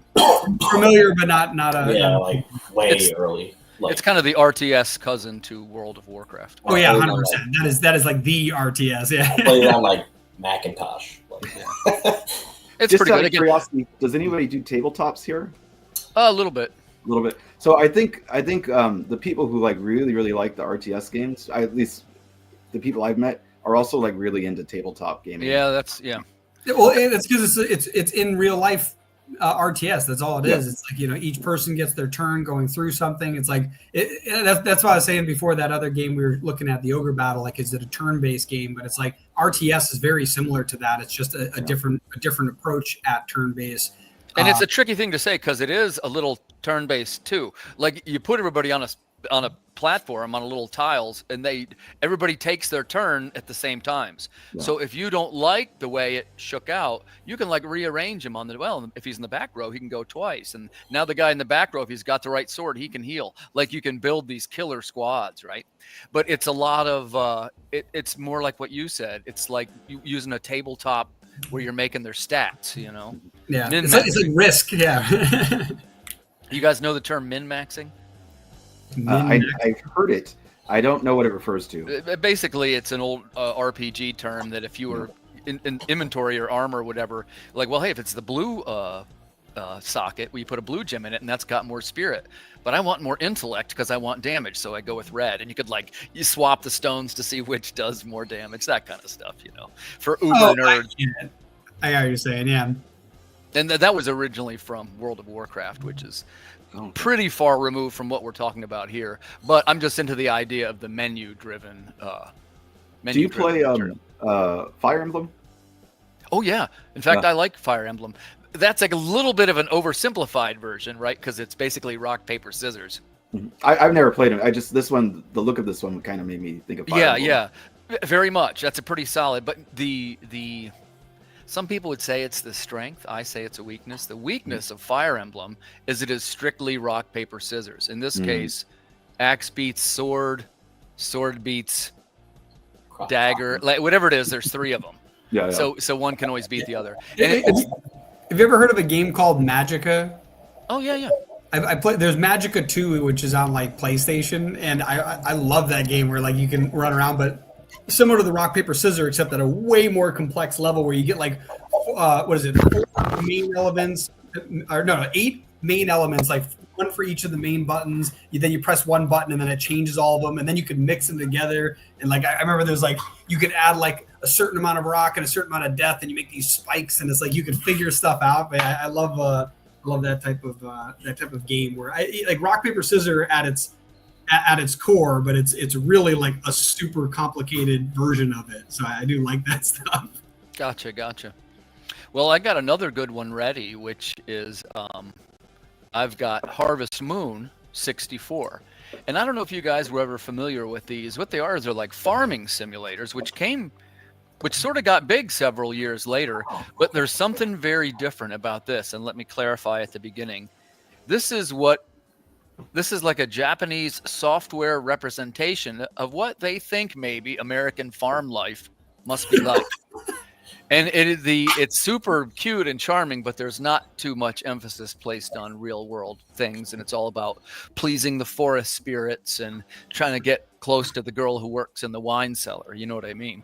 Because there's a little bit of a romance simulation here, and you can woo one of the So it's like if Sims met Farm Simulator, or like what was it, Farmville? Yeah. Exactly. But they've also got these kind of kooky holidays, right? Which is you have a calendar, and there's 4 months in the year, 4 quarters, and there's fall crops and spring crops and animal stuff. But the holidays are like the cow holiday and the beach holiday, and they're very generic. And you go there, and there's depending on who you talk to during these cutscenes, you can build up a relationship. You can build their heart level to very high, and if you get them high enough on hearts, you can ask them to marry you, and you build a family. And I guess that's how you would win Harvest Moon. But you certainly don't have to do any of that if you don't want. But at its roots, it's a farming simulator. Yeah, maybe that's probably where they got that idea in Minecraft, where you get like little dogs that are running, or wolves that are running around, and if you give them enough like meat or bones, eventually they like hearts start appearing above them, and the more hearts, eventually they'll eat you, and then they'll follow you around. Sure, yeah. Or like in Red Dead Redemption in the Western, the more times you brush your horse and give him oat cakes, he'll heart up and he'll go a little faster. And also, he's not as easily scared by gunshots. Yeah, that's awesome. But so my wife loves this game. I've never played it. This is like one of my wife's favorite games. What does she say about it? She likes that slice of life thing. I mean, she likes Animal Crossing a lot too. Oh yeah. This is still a few years before Animal Crossing. And then the new one is Stardew Valley. Like a lot of people are liking that. Yeah. And I think that's actually made by people who worked on Harvest Moon. That's what I heard. The Stardew Valley guy was started by one guy, and he was like, it's the kind of game he loves. Mm-hmm. And all the things in Harvest Moon 64, like we say, I really wish you could have. He does all that in Stardew Valley. And he also did his. He went back one. His is like an 8-bit version. Yeah. Which is, I think, cool. I think it adds to it. I've seen like some of those games where like it comes out on PlayStation or Xbox, but it's like a flat 2D world. They might do stuff like they'll add like way better lighting kind of thing, even though it's 2D, which is funny. Like, so they'll do stuff like that. But I do appreciate when they just try to make an entertaining game. But it's funny with the simulators, like there are like simulators are a huge thing now. There are like actual farm simulators where you're driving around in a tractor and it's like super right. And if you remember about that game that came out in, I'm going to say 96 at the top of my head. But when Facebook started, there was a game called Farmville that everybody got hooked on. I get a picture every year that's like, hey, remember how you had this giant Irish castle and all these? I used to play that like crazy. Yeah, it was a huge thing. And I mean, there's about direct roots with, that's one man's opinion, but direct roots in Harvest Moon. And Chris Hall, welcome, buddy.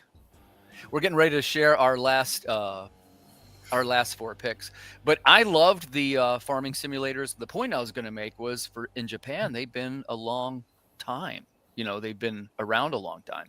Yeah. And it's something that the first one was, what was the Story of Seasons, right? Something like that.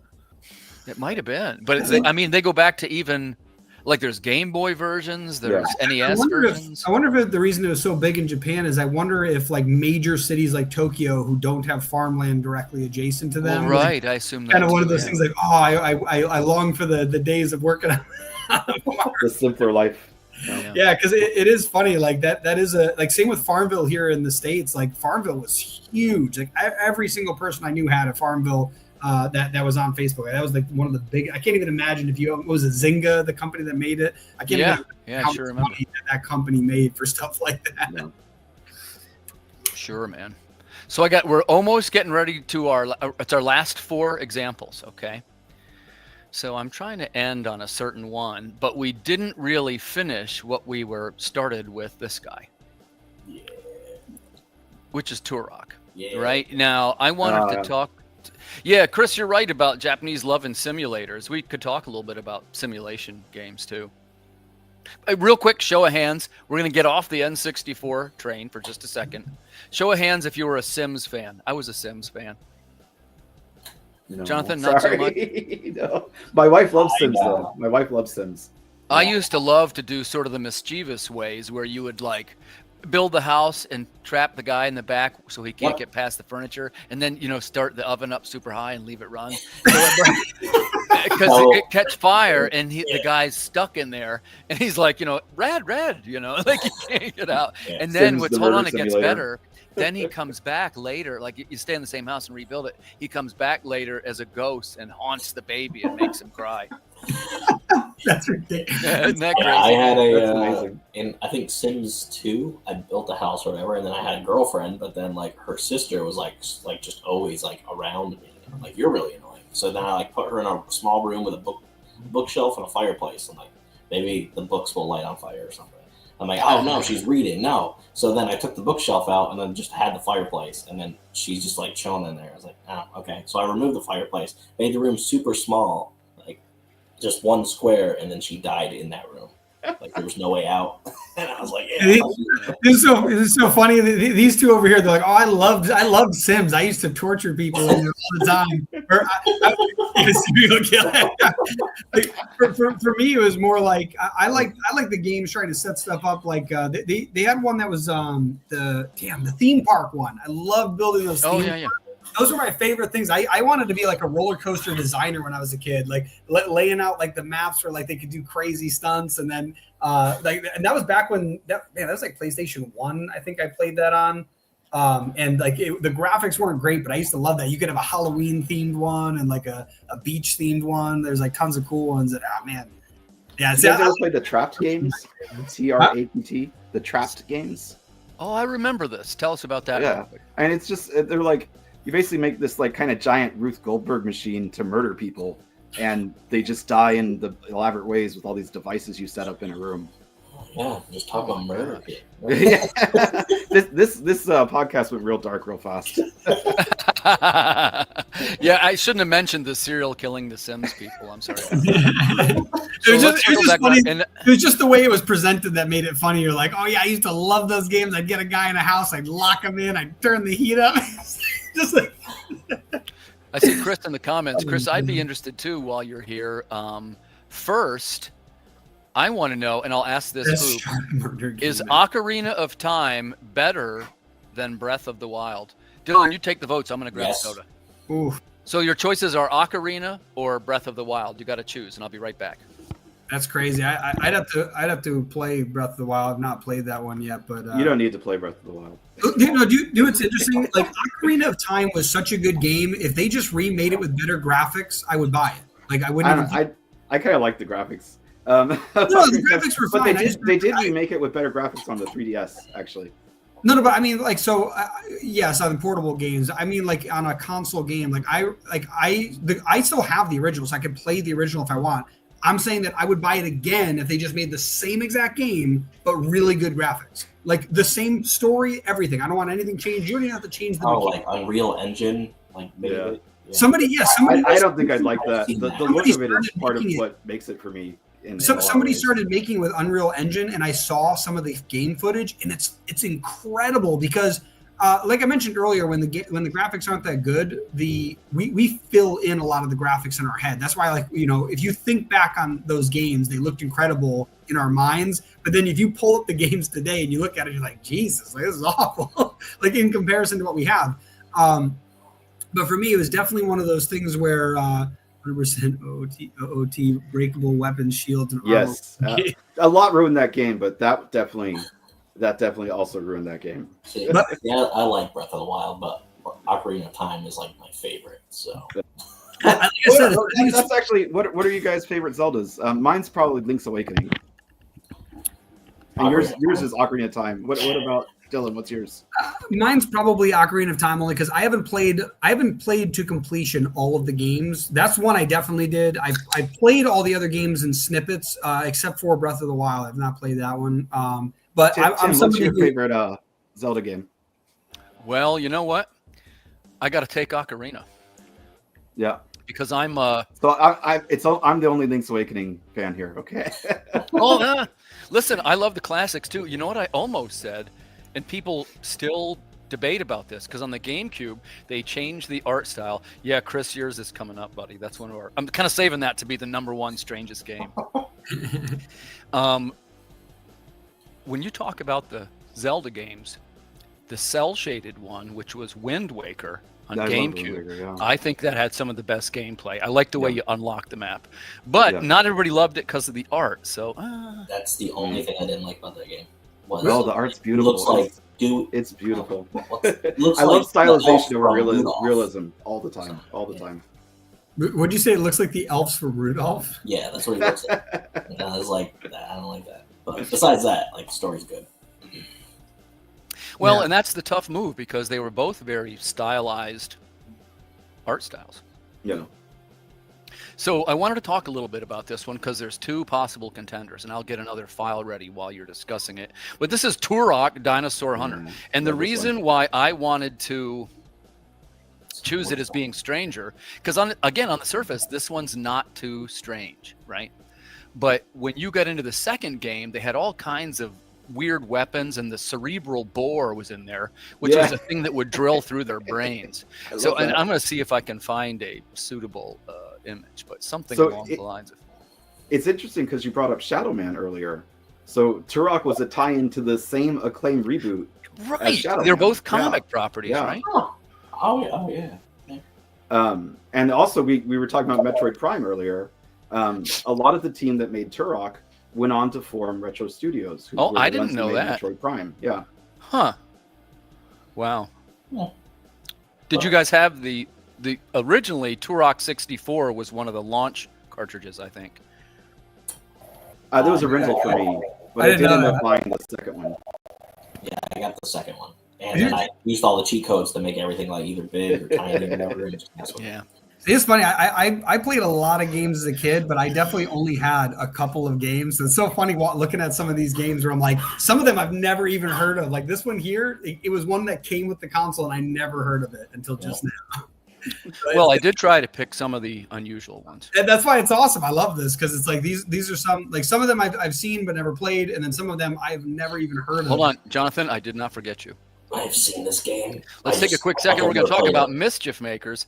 Again, this is another one of the odd ones that had like odd activities on it. Jonathan, you take the point on this one.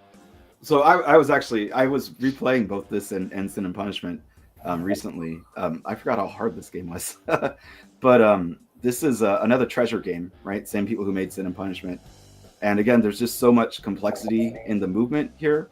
Part of the reason I loved Mega Man X as a kid was because of the dash, right? Mega Man X has this dash jump, and he has a dash, and you could carry the momentum from the dash into a jump. And if you get really good, you could hit dash real fast when you wall kick and do a dash wall kick jump. And that was like mind breaking to me when I was a kid. But Mischief Makers took it even further. There's a 4-directional dash. You could carry the momentum of your dash into a jump. And also, if you dash immediately when you hit the ground, you do like an extra long dash, right? Also, dashing down on the ground gives you a roll, right? And so all this like just combines to make this crazy game that is very nuanced, but again, not a lot of controls, right? You're not using a lot of buttons, right? This does look cool. I'm not gonna lie, this is like the nerdiest conversation. I love it. It's like you have to do this jump dash, jump to a roll dash. I've seen that game in Blockbuster. If you just took like the transcript for like the last like 15 seconds, that was like, yes, that right there, I think is, if you looked up nerd in the dictionary, we got it. It's awesome. One time I was on the telephone talking to Blockbuster. That makes me think of like, do you guys ever play Tekken? Sure. My favorite character for complexity was King, the wrestler, because even in the older games, there was like a 16 or even maybe a 32 move combo you could do but you had to nail every touch point along the thing where like you first start off by grabbing him, then you throw him, but before you release, you then have to hit another combo. And then once you do that, and you would literally like put them into multiple different moves and locks and positions. And it was perfect timing. And you'd have to practice it forever. So that one day you're playing with a friend and you go to fight them and they go to fight you back and they can't move for like the entire game because you just figured out the ultimate combo. And he was the only character that had this. And I just remember, I love like those, when somebody really, like somebody had to go through and think about this. Like, here's a timing window when they have to press all of these combinations of buttons and stuff. And it's just like such a cool, I don't know, I just love that stuff. The Capoeira girl. I remember the Capoeira guy. I don't remember the Capoeira girl. Eddie. Again, that's one of the things I love about Japanese developers is like they do like that excess shit, right? They go that extra mile and do all that ridiculous stuff, right? And like that's why I love SNK, I love Tekken, right? And I love games like Mischief Makers because like there's just so much cool hidden stuff. So no matter how many times you play that game, you're gonna find cool new shit to do every time, right? That's why I love Devil May Cry, right? I'm still discovering things. I've been playing Devil May Cry for like, I don't know, 20-something years. I'm still discovering new moves and new strategies, right? Hey, I think somebody's got their TV on or something. It went to a loud part. I can hear a hum. Nobody got a TV on? No. Mm-mm. Let me check. Yeah, too. I hear like just like. I heard it before, but we just got to a little loud. Is it a fan? Maybe I don't know if it's a TV because it's a constant hum. It's a guitar part. Oh, the guitar part. That's music in the background. That's on the actual. Yeah, it's going in it. Yeah. Oh, never mind. That's the background music. That's so in case we're ever quiet. But I also hear a hum. That's totally. Oh, gotcha. Maybe it's well, I think it's I think that's what's doing it. Yeah, because like I hear, I'll mute it real quick so you can hear. Yeah, there you go. Maybe It's not you. Fridge. It's not you. No, it's the guitar just went to like a louder part. That's all. Yeah. Yeah, it got to the Sega Genesis games. Wait, what? Maybe next year's Sega Genesis game. Oh, I'd love to. Oh yeah, Genesis was my favorite. I took a lot of requests for PS1. Hey, and by the way, we're almost. Hey, here we go, man. The Bard's Tale. Oh my God, yeah, I'm a huge Bard's Tale fan. I tried that. I couldn't get into it, but I should give it another try. Did anyone ever have the Game Gear, the Sega Game Gear? I've seen them. You could kill a person with the Sega Game Gear. That thing was so heavy. They were like huge bricks. They were like made by Nokia. What? Was it made from Nokia? Dylan, can you mute that guitar? Oh yeah, I can mute it. Your audio feed's humming. Is that better? Yep. It's making a little bit bass wiggle. Yeah. But what's it called? No, I love I love that game. We could play it in the back seat. The battery lasted like a whole hour or something. It was pretty cool. Yeah, it took like 17 batteries or something. Yeah. It actually lasted a while, but it was because it had like a whole set of batteries in the back of it. But yeah, I remember playing like Sonic and stuff. I can't remember if it took the actual Sega Genesis cartridges. I think it had its own cartridges. Yeah, it had its own cartridges. Yeah, they're like bigger Game Boy cartridges. But yeah, I love the Sega Genesis. Really? So we're almost to the end. I got two more. Okay. So everybody, and if we vote at the end, I would say this is probably the strangest one, which is Zelda Majora's Mask. The reason why I would say it's strange is because the way that you win the game, if you even call it that, it's not even really winning, but you prevent the moon from crashing into the earth by wearing a series of masks to do weird things for villagers. And that's basically it. Like there's not really sword fighting or bombs or it's just really odd, right? Yeah. It's like puzzling. What's it called? Puzzle solving with masks to stop the moon from blowing up the earth. Yeah. there are dungeons, but there's like 4 dungeons or something. It's a really small amount of dungeons for a Zelda game. Now that you mention it, there are dungeons. I had forgotten that it's actually. Like a second part of Ocarina of Time, and then they just wanted to make another game. So actually, because you guys were talking about the expansion pack earlier, what this was initially was this was going to be part of the expansion for Majora's Mask or for Ocarina of Time. Like you were just going to put the expansion on Ocarina of Time and you would get this game, but it ended up becoming its own thing because their ambitions got bigger than the expansion pack would allow. Let me ask the question on that. Do you think it would have, how do I want to ask this question? Like, I think if this game would have been grafted onto Ocarina of Time, you would have had a better game, maybe. Like, that would have made that one even more epic. Yeah, there was sword fighting in it too, wasn't there? I sort of exaggerated a little bit, but it is mostly mask and puzzle solving. It's you spend a lot of time solving people's problems in that village. That's the bulk of the game. You know? Right, because if you grab this because you thought it would be so much like the other Zelda game, you probably would have been surprised a little bit. Actually, a lot of the people I knew, I mean, this came out when I was like 12, like all the other 12-year-olds hated this game, right? Because they wanted another Ocarina of Time, and they didn't like the unique direction. I didn't like being rushed with the time limit.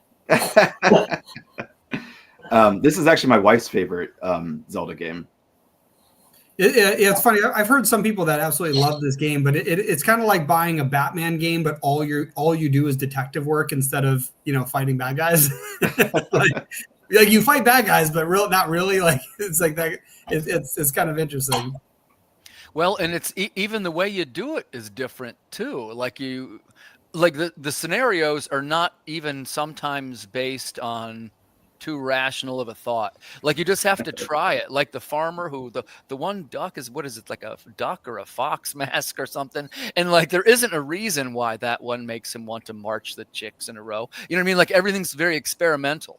Yeah, try whatever mask on, see what works. Right? Yeah, and there's nobody that really says, hey, I'm trying to get these chicks into the barn and I'm hoping somebody dressed like a fox comes by. You have to like figure it out. I almost wonder if a lot of gameplay back then was intended to just be difficult to solve to add game time. Like, you know what I mean? Like, absolutely. They only had so much memory they could put into the game. So if they made something just hard to figure out, and this is pre-Google, pre-YouTube. So like this, you couldn't just go online to figure out the answer to these puzzles. You had to just test over and over again, increasing the gameplay from what might have been a couple of hours to a couple of days worth of gameplay or a couple of weeks worth of gameplay of you just trying to solve these puzzles that you don't, like some of them you don't even know are puzzles. Like you just have to figure it out. So it is definitely interesting. And since Jonathan mentioned it, you can really see now that you can see that it's an offshoot of the other game. It even uses all the same characters, right? Like all the characters in the village are present in Ocarina of Time. They just changed their names. Oh, no kidding? Yeah. Oh, I didn't realize that. So events happen. Yeah, so you got to kind of do a multiple playthrough kind of thing, and it's like it's a very Groundhog's Day-ish. Yeah. Do any of you guys ever played the River City Ransom games? Oh yeah, I have. There was one that came out for the 3DS. I think it's been re-released on the PS, PlayStation, and Steam and all that. But it's River City Ransom with the Ocarina of Time gimmick. And it's really amazing. It's really good. So it's every 7 days you get reset to the first day until you're strong enough. What? To That win sounds this incredible. Tournament. Yeah. That sounds really cool, man. That actually sounds better than this. I think this is better. Listen, I rip on Majora's Mask, and the truth is I love Majora's Mask, but it doesn't hold up the same way that the other Zelda games do. I think that's the reason why it gets so much flack is that Ocarina of Time was just so incredible that, you know what I mean? I actually like this one better than Ocarina of Time. I've heard that too. I've heard people that love this game like it's their favorite Zelda. And it's like, but honestly, I think that because it's kind of like sometimes the sequel in a movie series isn't as good as the first movie in our heads because we have expectations from the first one. But if it was a standalone film, it would actually be a really good film. And I mentioned this about Star Wars last night, where there's like the newer Star Wars. If it wasn't a Star Wars, it's like a great action film. But it is sci-fi, so it's like a good sci-fi film. But if you put it in the Star Wars universe, it is a terrible Star Wars movie. It's like the whole idea is that taken out of context, it might be really good, but we now have context. We have Ocarina of Time, so we have something to judge it against. And we're like, where's all that stuff that I wanted, regardless if it actually made the game better or not. That's why I think in the long term, Majora's Mask became a lot of people's favorite games. But it's definitely, this was an alternate timeline. Well, let's talk about this. Do you guys remember, I was going to ask this as the trivia question. There was going to be another add-on, right? Which is going to be added to the Nintendo 64 and would have increased its memory capabilities. And this add-on, in fact, came out in Japan only. Mm-hmm. And there was even a Zelda game developed for it. It was right at the end of the cycle. Do you guys know what I'm referring to? I knew about the expansion, but not the Zelda game. You're not talking about the BS Zelda for the SNES. Oh, okay. This No, is on the no, N64. no. Oh, Yeah, and it's something that didn't take at all in the States, and they even did everything wrong in Japan, by the way. For example, it had an online component that could be hooked up like a phone with a fax machine through the phone line, which was almost there, but not quite. If you know. Wait, this was before Dreamcast, because I've heard that Dreamcast was the first console that had online gameplay. Anybody in the viewers know what the had online capabilities? Sega Channel. Wait, which one? The Sega Genesis had online capabilities. The Sega Channel. Yeah. Oh. Didn't that? I'm trying to think. They were the real first. The Sega ones. Really? Yeah. Huh. It was Dreamcast. Well, No, before Dreamcast, the Sega Genesis. I don't remember there being an outlet for the Sega Genesis to even connect to the internet. There's only you had to call the channel, order the game by phone. You had to give them your credit card. Then you hook up the Genesis to your landline and download it onto your game or onto your system. But you could play online with other people. No, you couldn't play online. You could download games online. No, that's not what I'm talking about. Dreamcast was the first console that you could play with somebody else on. Phantasy Star. Yeah. But nobody knew that was even a feature of the console. So and I think there was also problems with their servers or something like that. So like not only did nobody know it existed, even if you did, it was terrible. But it was one of those things where what is this? If I remember correctly. What is this? The Pleasant Surprise. Yeah. This is a quick look at the expansion pack, which that red earlier. Yeah, most Nintendo 64s, if you open them up, you'll see what they call a jumper pack in there. It's a piece of gray plastic. But the later games required some of them to have this. I think when I got the N64, it was the Donkey Kong version, so it was the translucent one you could see through, and it came with the red pack and the Donkey Kong. Yep. Yeah, I love that one. And then it had all the controllers you bought were normally gray, but the ones that came with that were some color. I don't remember what it was, but maybe green or something. But I love that console. Yeah, they had cool stuff, although it is a little bit problematic to release these things later in the life cycle of the. Let me show you. This is, you basically had to buy one of these. It was this guy. Can you guys see that? Yeah. Yeah. So the thing is that it's not very user friendly, because you could have potentially bought a game, especially if you bought it used, and you could have got it home and found that you could not play the game. It's funny too, the 4 megabyte expansion. I think I actually rented Donkey Kong Country from Blockbuster. That's such an old sentence. And and then I was like, oh, I don't have this, so I can't play it. No, that's awesome though. Hey, and I got one more pick, which this is we'll gather our opinions here at the end about which one is the strangest. But I'm going to talk a little bit about, this is a rare game also, but it's Blast Corps. And the premise of this one is that you have to, it's like always there's a military emergency, and there's either a bomb being detonated or a road being blocked. You get the idea, but you have to get there by smashing your way through a bunch of stuff. And in one, you have to steal a bulldozer, and you got to get to the other side of the airport, and you smash through the planes and the things that fuel planes. And the other one, it's there's even one where it's a giant smashing suit, and you jump up into the air and you come down and you smash up. I'm assuming that yellow mega. Yeah. And the other one, see, there's one that shows the fire truck. There's also, you get a fire truck, and it's all big and long and heavy. And by the way, it has a nice physics where the things feel nice and heavy, and you get going fast and you just smash it into buildings. And the more you smash, the more points come out. It's Blast Corps. You got to make everything into rubble. Yeah, what's it called? Rampage. So there's 2 games on the GameCube or on the N64 that are kind of similar, and I always get them confused.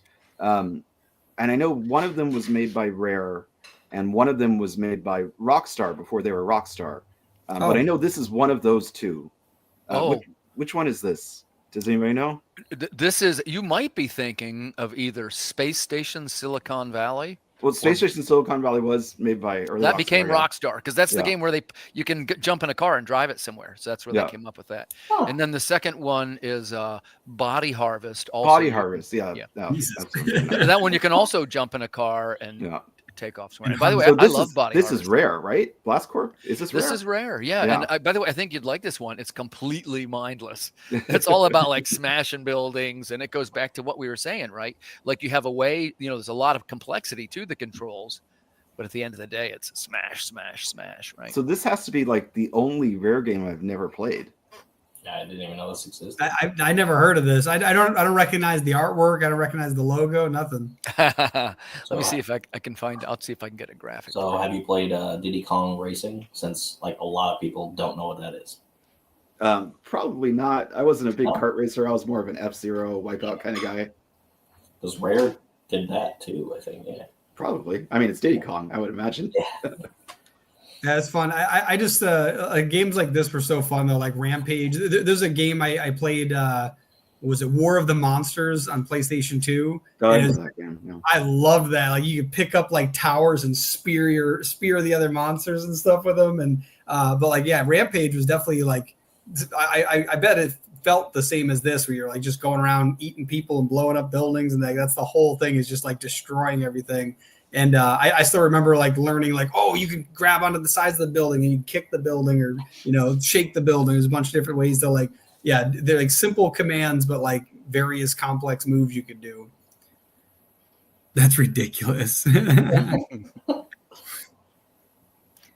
Mission 1, clear path for carrier on each main level. Oh, okay. That's fun. I do so crazy. I've played like do you remember Newgrounds, that website where like indie gamers would drop games? I've definitely played games similar to this on there years ago, where like the whole objective is there's something like a caravan moving, and your whole goal is to just plow the path so the caravan can make it through. Now, look, they're doing the rare thing where they're showing you 4 ways you could do it, with each way a little harder. Like say way number 3 is all the scientists surviving. So we'll see. Scientists surviving. I wonder how bad I'm violating terms if I'm playing this video, but it should be okay. Well, the fact that this one made it on YouTube is already impressive enough, because N64 goes after, or Nintendo goes after all this stuff. Like you can't Twitch stream this type of stuff. My experience with the YouTube gods is they pull everything down just for looking at it sideways. Yeah. I appeal to you, YouTube gods. Please do not pull down my stream. Yeah, that's why we got to play that random rock music in the background, so it has nothing to do with anything. I did take the audio out of all this. That's good, yeah. That's awesome. It's like, just plow through this stuff. Ignore the people. That is a terrible game. Oh my god. Yeah, Chris, you're right, man. That was atrocious. Oh my god, this is awesome. Look at these. So you get the idea, and you're supposed to intentionally like hit the houses and things. And it looks are like the bright green guys the scientists? I can't quite tell. I think that I like how he's getting money for just smashing stuff. crushing it is not vital. Then again, it might be fun. That's awesome. Mindless destruction. I also just love the animations, like the big floating, the triangles that point at stuff. I like all of that stuff that like, because that was in all the N64 games. These types of little indicators that drew your attention towards them. So before we finish up, I'd like to ask all of you, what are you currently playing? I'm too life. I'm too simple. I play. So I used to get so wrapped up in RPGs or like world building things. Like if you gave me N6 or Minecraft, like I'd get lost for weeks, and then you'd have to come find me. Or if you gave me like Skyrim, I remember playing that once, and I spent like 2 hours in the first 10 minutes of the game. So by that point, my character was walking very slow because I picked up every single item that existed in that area. So I'm a bit of a completionist when it comes to RPGs. So I try to avoid those now. So my go-to games are like Rocket League and Call of Duty. Like I can go in, do something, and be done. Like even what is it? Damn it, GTA. Like my little brother and a friend play that game. They go through all these missions. They all got this rich stuff, and I just come in and I'm like, all right, just tell me what to do. I'm going to do it, and then I'm done, and then I'm going to go blow stuff up. But it's like I like to to keep it simple now. But I used to love playing like long form games, and now for the most part, I like watching other people do them so that I don't get wrapped up in like trying to pick up every item. So like I'll watch my brother play. What's it called? God of War, what's it called? Valhalla, Assassin's Creed.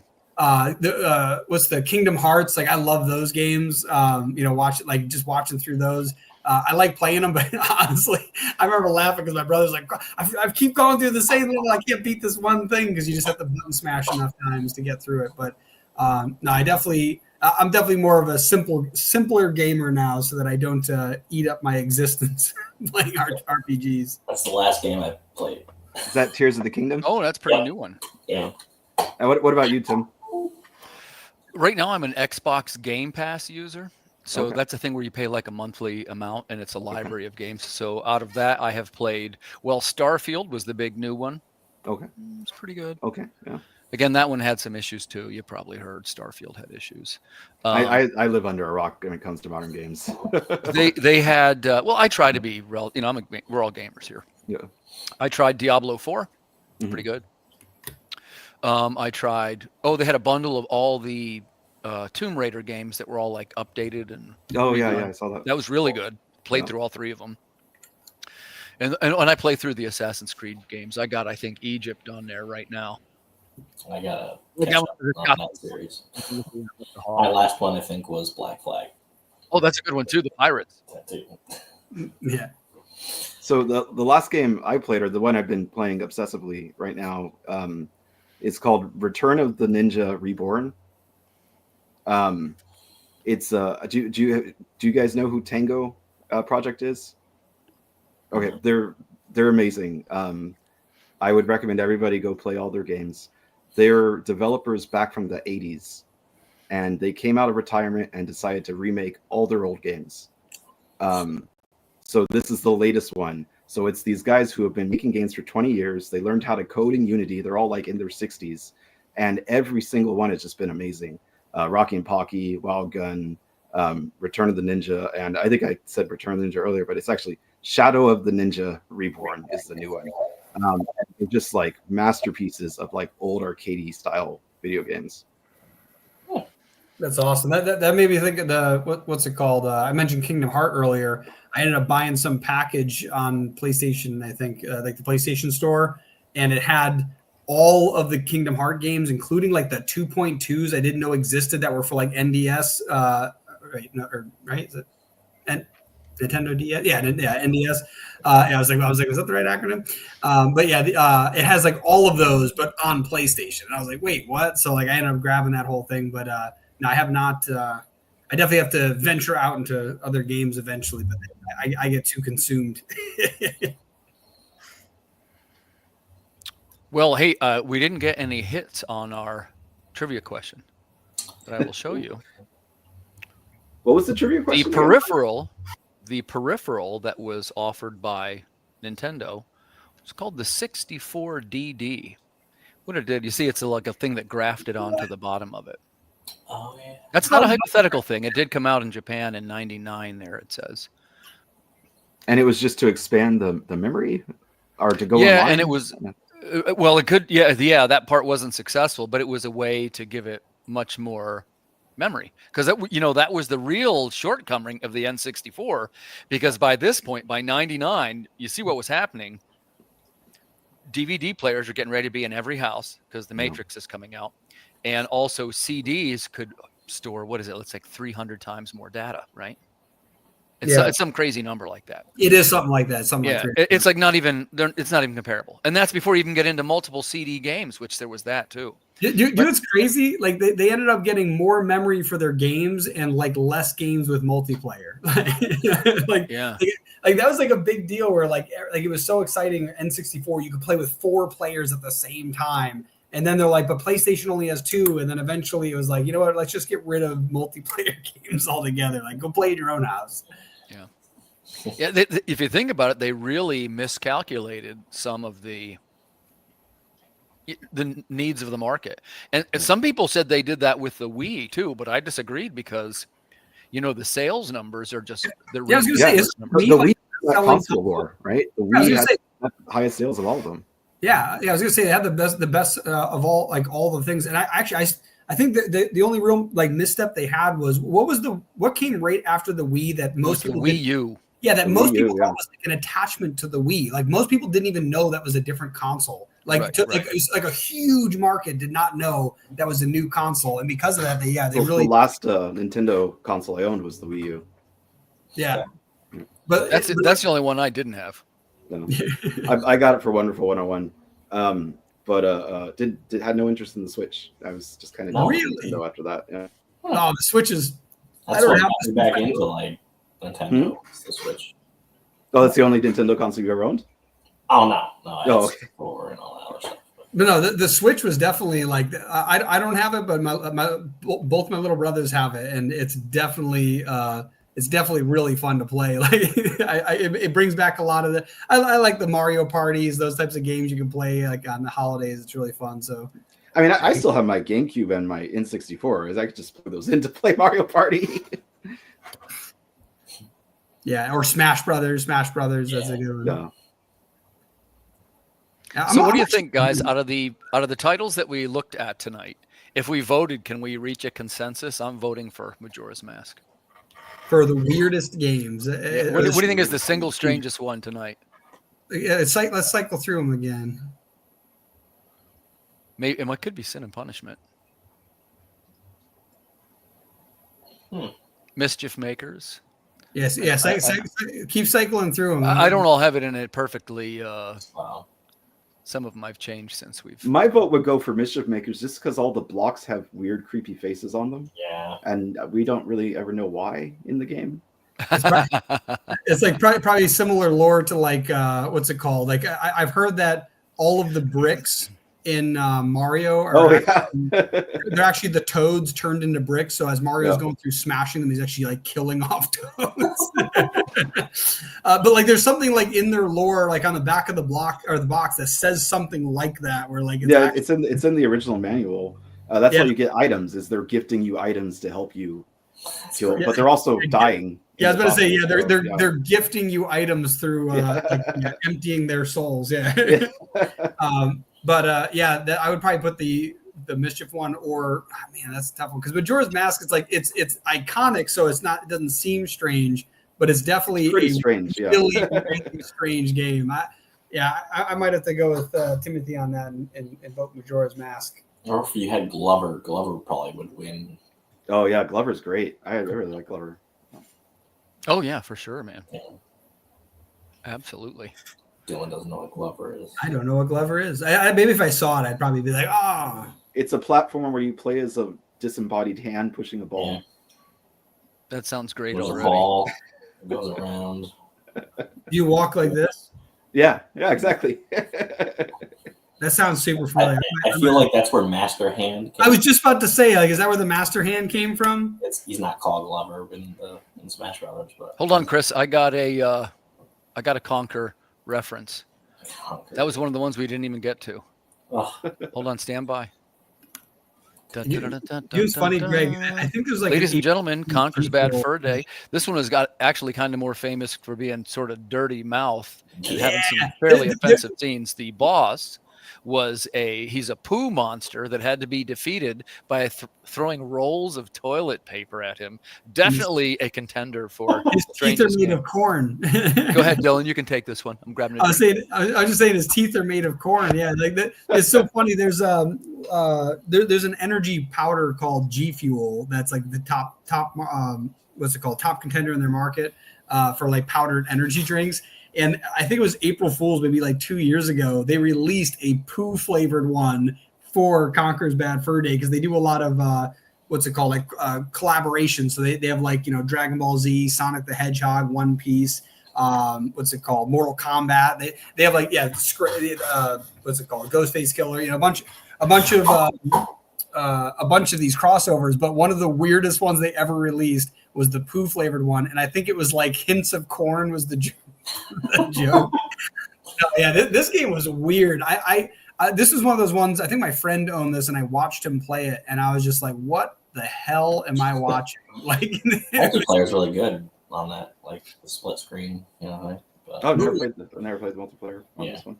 Yeah, I never played multiplayer. Like, you could be a teddy bear character, Conquer, and then I don't know the other two, but like there was like 4 different characters you could be.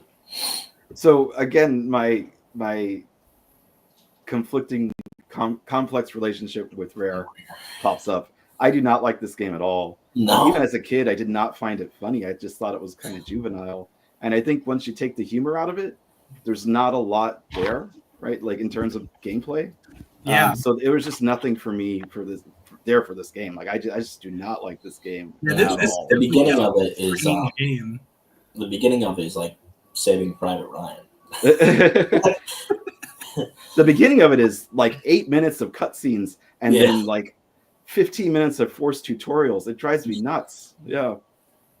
Oh my God, forced tutorials. I remember when that was like I saw a great meme the other day, and it was comparing the two games, and one was a Ubisoft game, which they notoriously press A. Here's the map. Here's it holds your hand every step. And then there's other Nintendo things that's, hey, maybe wear a mask of a cow and he'll stop the moon. It's like you have to really figure it out. Yeah. But it's a noticeable difference between the two types of game publishers. Yeah. Yeah, I think if this was on the list, I might have had to vote for this one. Hey, it's okay. We have more than 11 because I knew we'd just be talking about games. That's fine. So if you guys want to vote for this, really, I'll compile them into our best ones, and I'll put it on Substack. But tonight it was really just the strangest ones, and there was a couple that Jonathan and I just really liked, and we wanted to sort of put them in the back door. It'll probably be Conquer then. There's two for Conquer.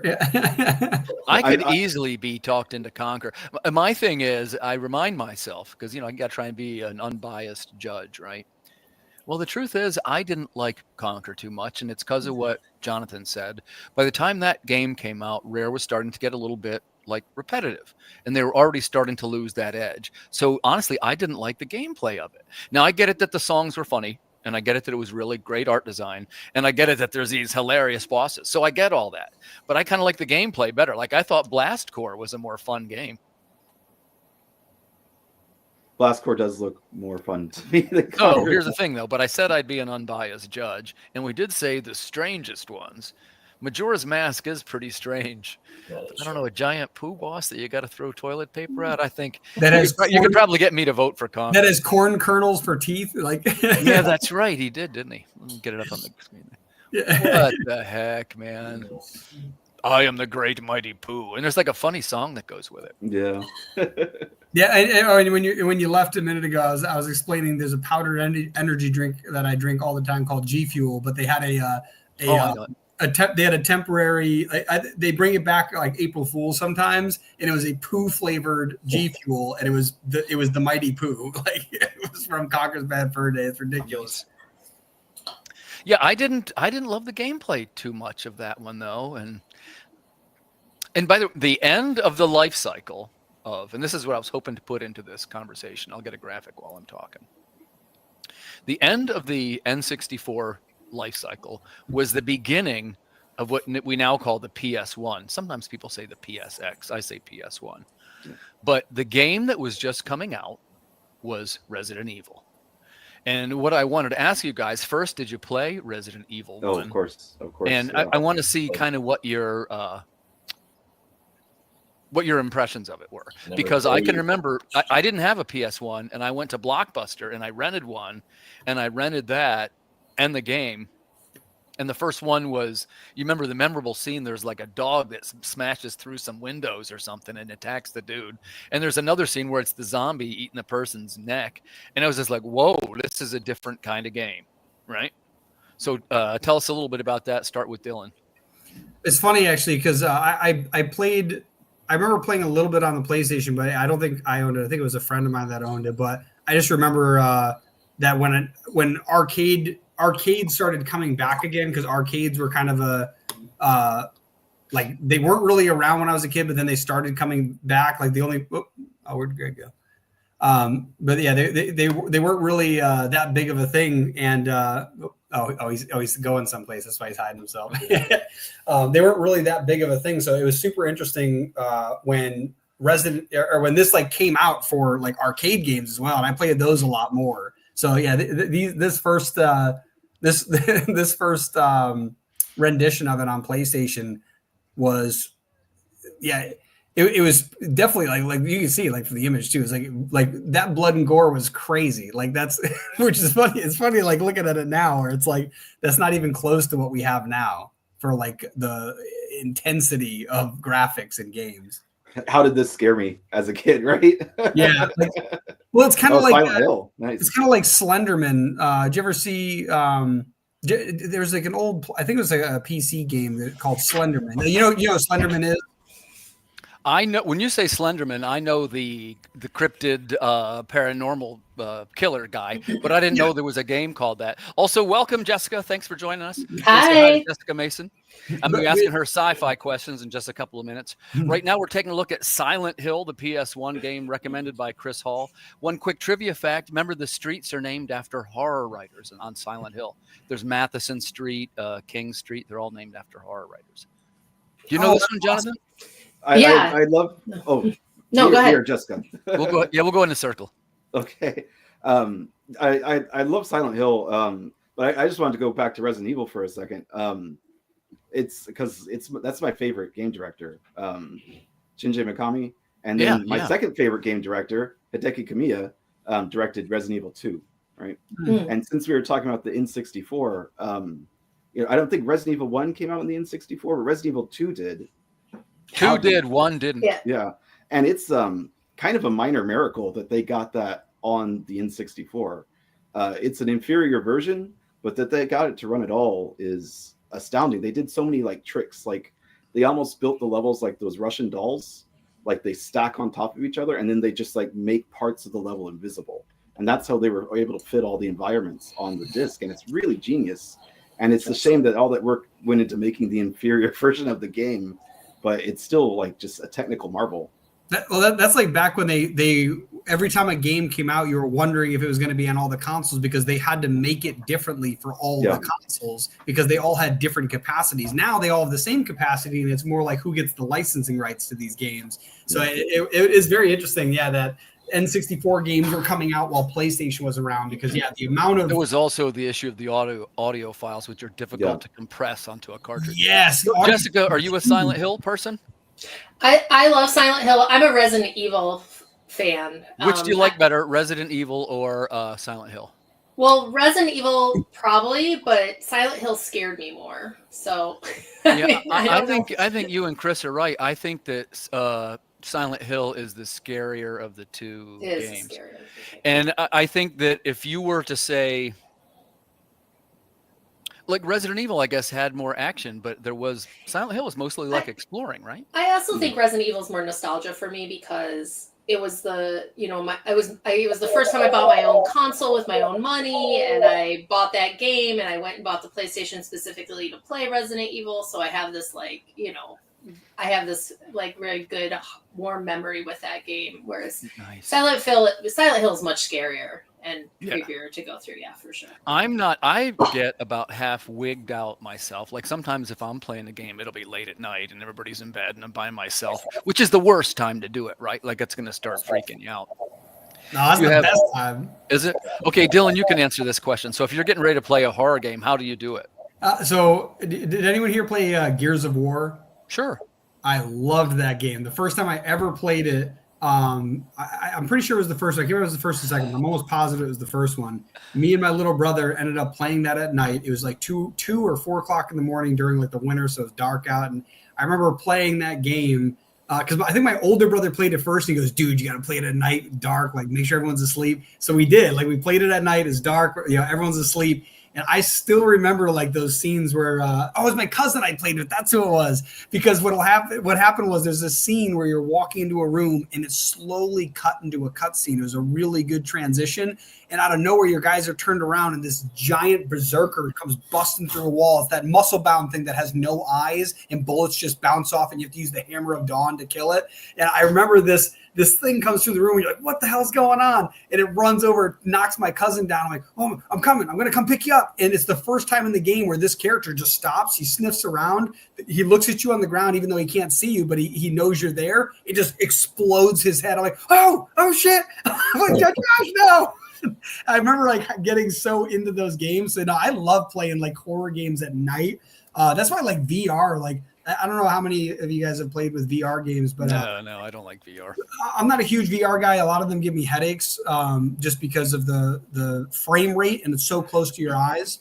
But there was a time where my cousin was just going through all the VR systems when they first came out. So he would buy one, we'd play it for a week or 2 weeks, and then he'd sell it, get the next one, and he just kept doing that. And I remember getting this, I don't even remember what the name of it was. I think it was like, maybe it's like Rage or something like that.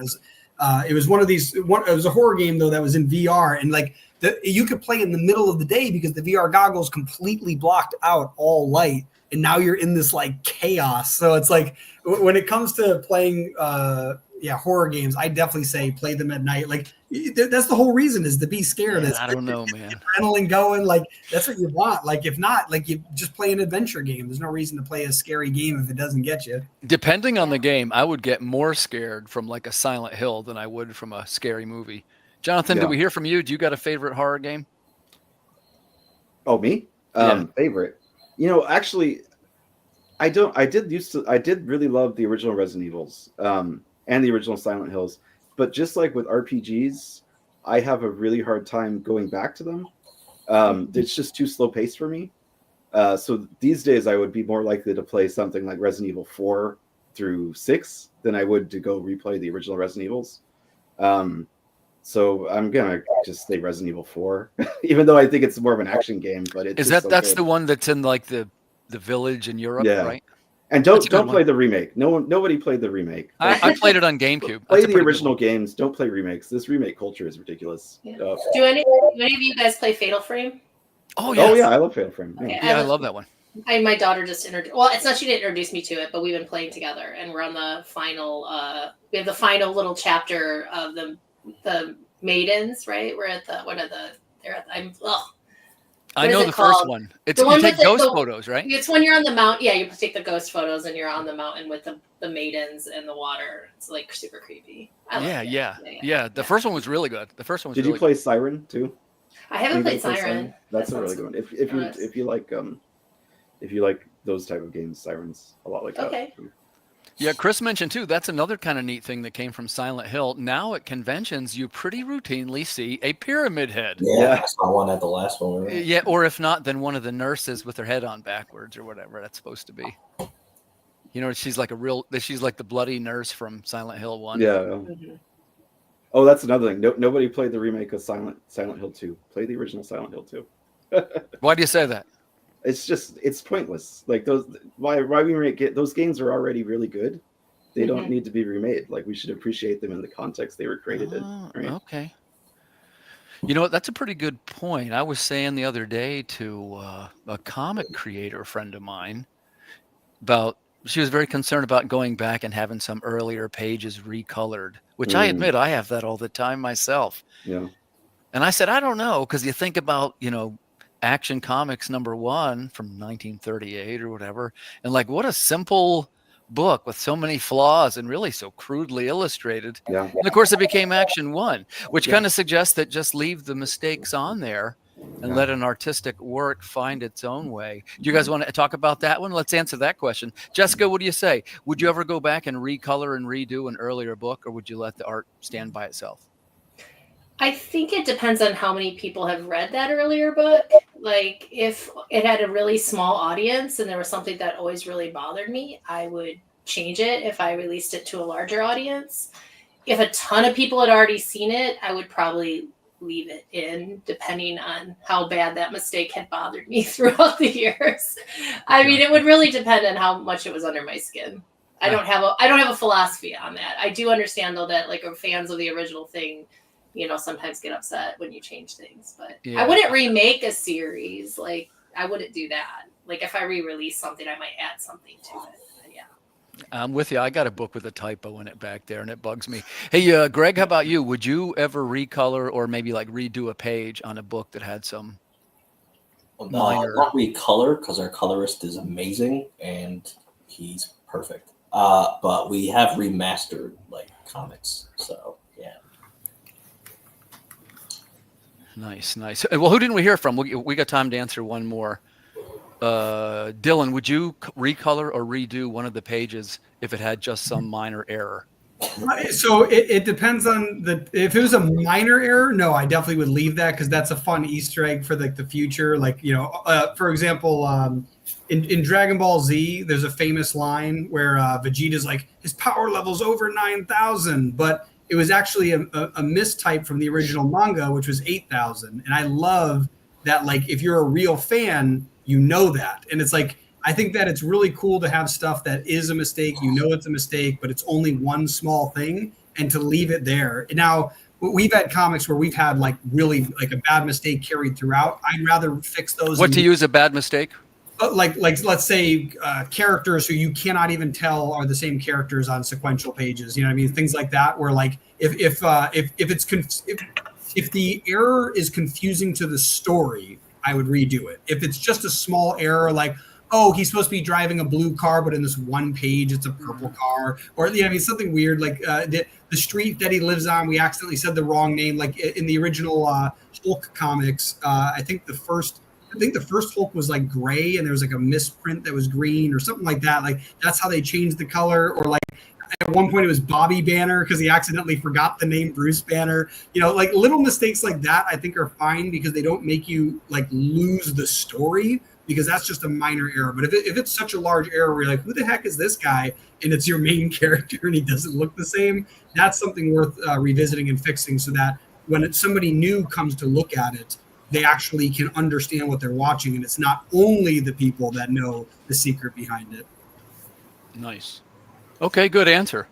Well, I think we're going to wrap this one up right there. Thanks, everybody, for participating in the strangest N64 games. Next, we're going to learn a little bit about sci-fi and talk to some of today's top sci-fi writers. Hey, Jonathan, man, thanks for coming to the N64. Feel free to stay with us, anybody who wants to stay with us. And is there anything I need to do, or do I just play the bumper and then we go in the next segment? You just play, and I'm gonna say goodbye for right now before you hit the bumper. It was nice meeting you all. This was very fun. I'd love to do it again. Hey, man, we got to do PS1, it seems. Yeah, definitely. And the Genesis. The Genesis, for sure. Yeah, you got to show me a couple there. That's a little before my time. All right, man. Bye, good guys. times. I just realized I bought myself. What's it called? I think we should do a vote on it later of whether or not to do the Sega Genesis or the PlayStation 1 for next year. I think that would be a fun thing to like have. Interesting, in the comments, colorists didn't disagree with us about redoing the page. Interesting, right? I wonder what that all means. It's still interesting. Yeah. All right. I'll let the sci-fi people Yeah. let you do your thing. Bye. Okay, now we're in for the sci-fi group. Thanks for coming, guys. Get ready to see our bumper. Then we're going to be live on the air.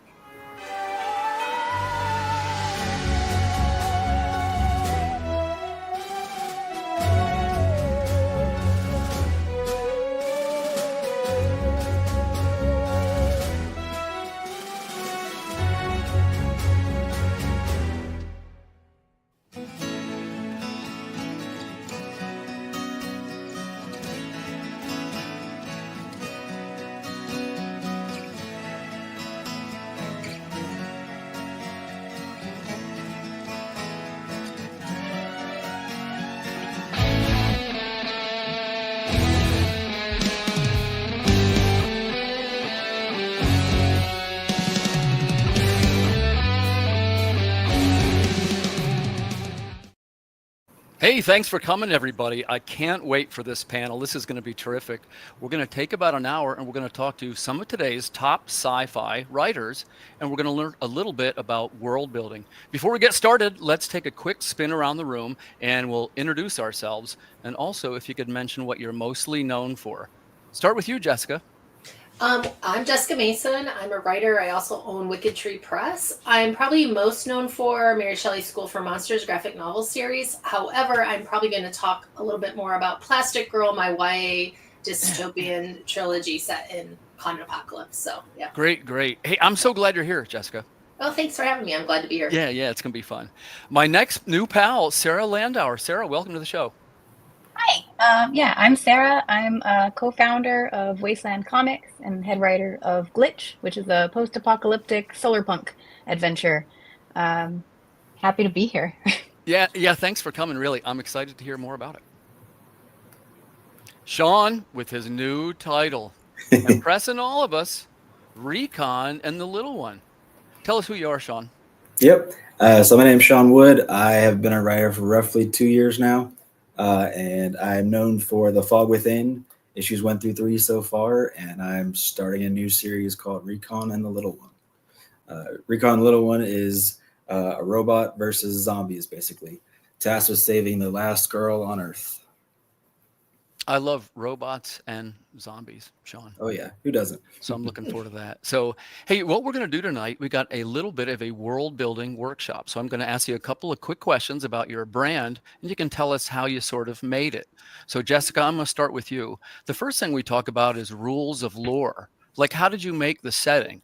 That's the first part. And the second part is, why did you do it that way? Okay, so with Plastic Girl, it's post-apocalyptic in that we have done everything wrong that we could possibly do, trying to solve the climate crisis. And so now just a few remaining children live. So the setting for me was very important that it was by water because it plays into the story, and that it was a very lonely setting. There's only a few people that you run into. And it was very much like what you remembered, but everything is grayer, everything is broken down, everything is like sludgy and depressing. So I grew up in Lake Michigan area, so in Michigan. And so I basically took the place that I grew up and turned it into a wasteland and have my main character, Eva, live there and she's trying to solve a problem with the lake. And so a big part of it for me was it's very much a memory, like almost like a memory of where I once was for this world. Like, so, I mean, we're talking specifically, like in our specific world. Yeah, right? yeah, that's interesting to me too, yeah. because it gives you you have credibility. It's where you're from, right? Yeah, and that was important to me with this particular story. Well, one, I wanted it to be from where I was from because I wanted to have this sense of family because it's a big part of the stories. Lost family, found family. And so for me, it was important that it was grounded in a place where my family's from. And, and so, yeah, I do think sometimes with a setting, like I have really out there stuff that I make up the entire setting and the entire world. So this one is very much set in a world that once was, and I had to transform it into what we turned it into. And then it does get magical.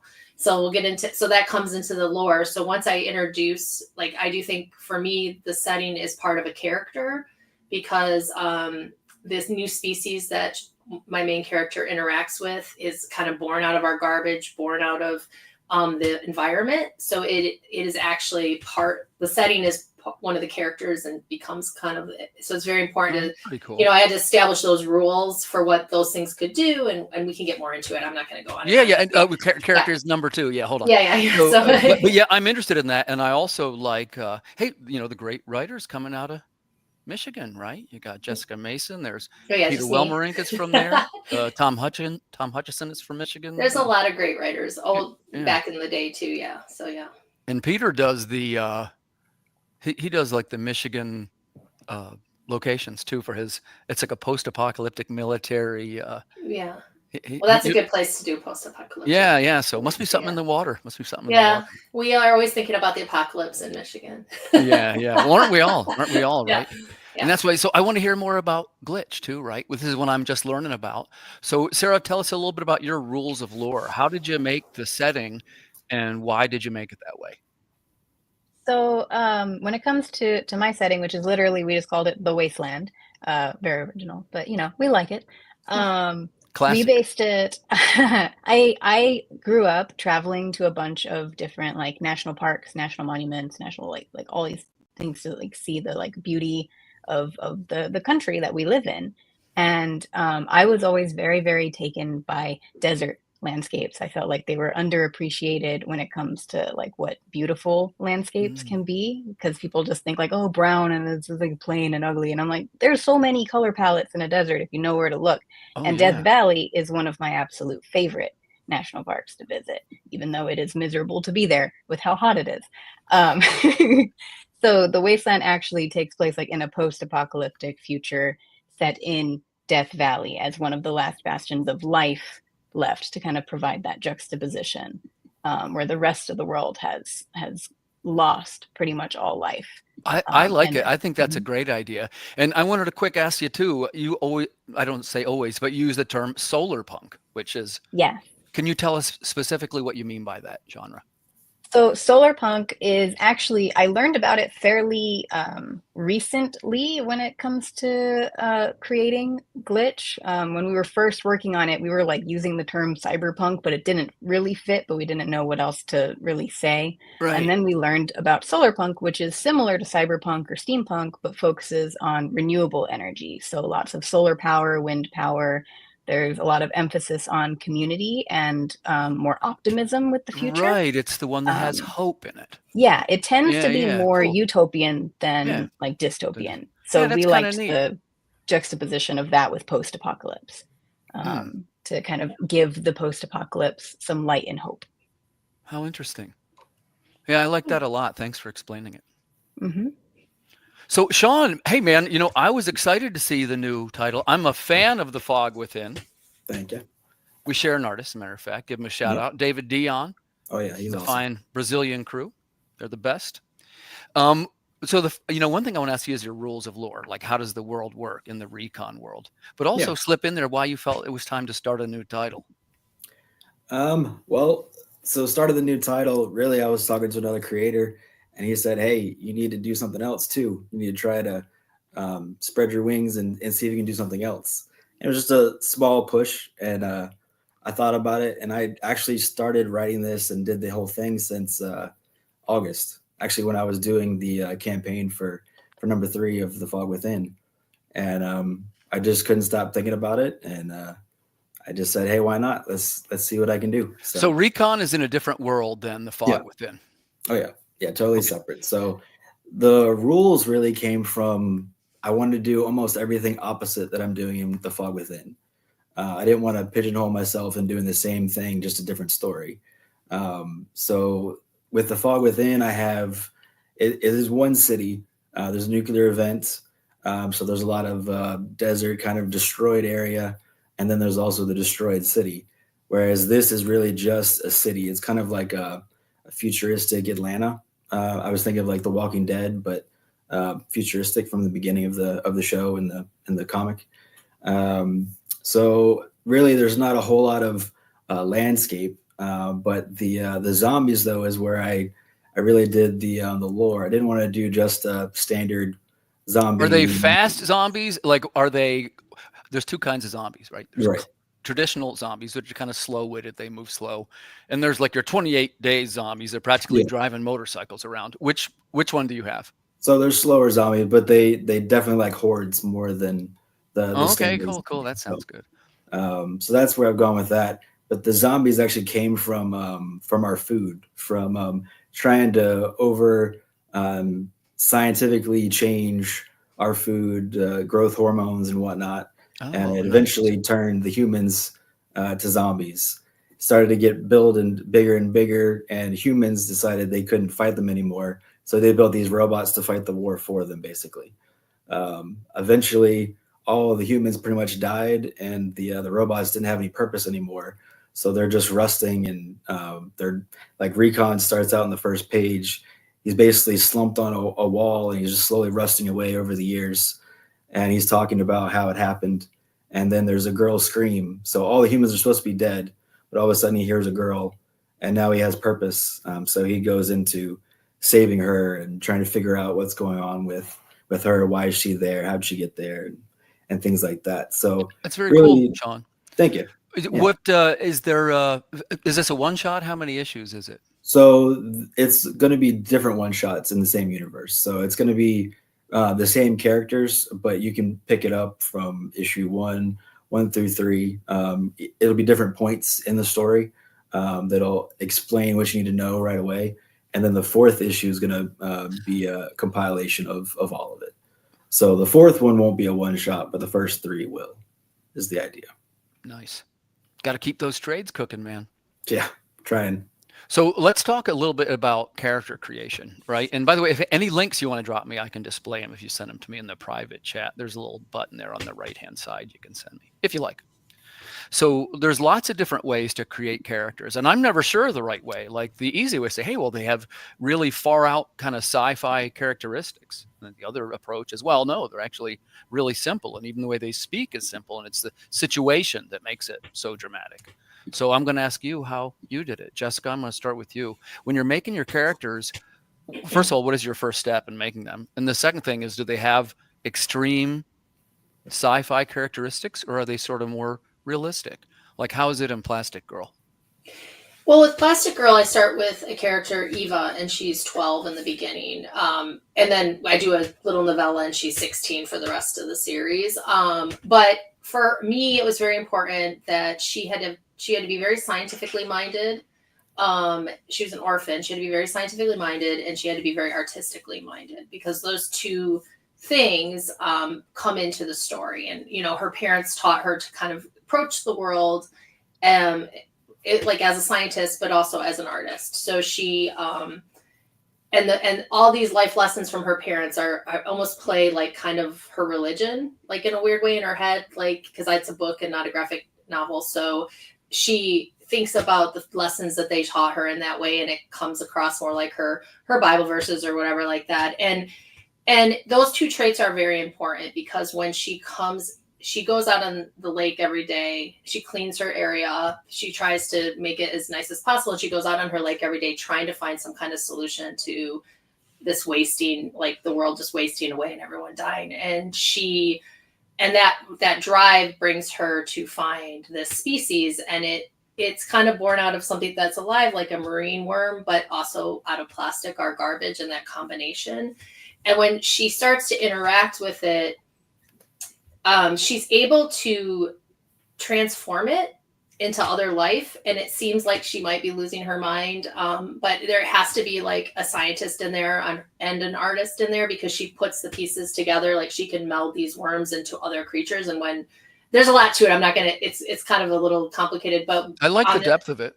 Yeah, there's like, once she molds them into a shape of like a fish or a butterfly or anything like that, she discovers that when they're on this island, they come to life, and she doesn't know exactly what's going on. And it's so yours is kind of near reality. It sounds it's like. Near reality, so it's not too far. So when you're, but it gets very unreal.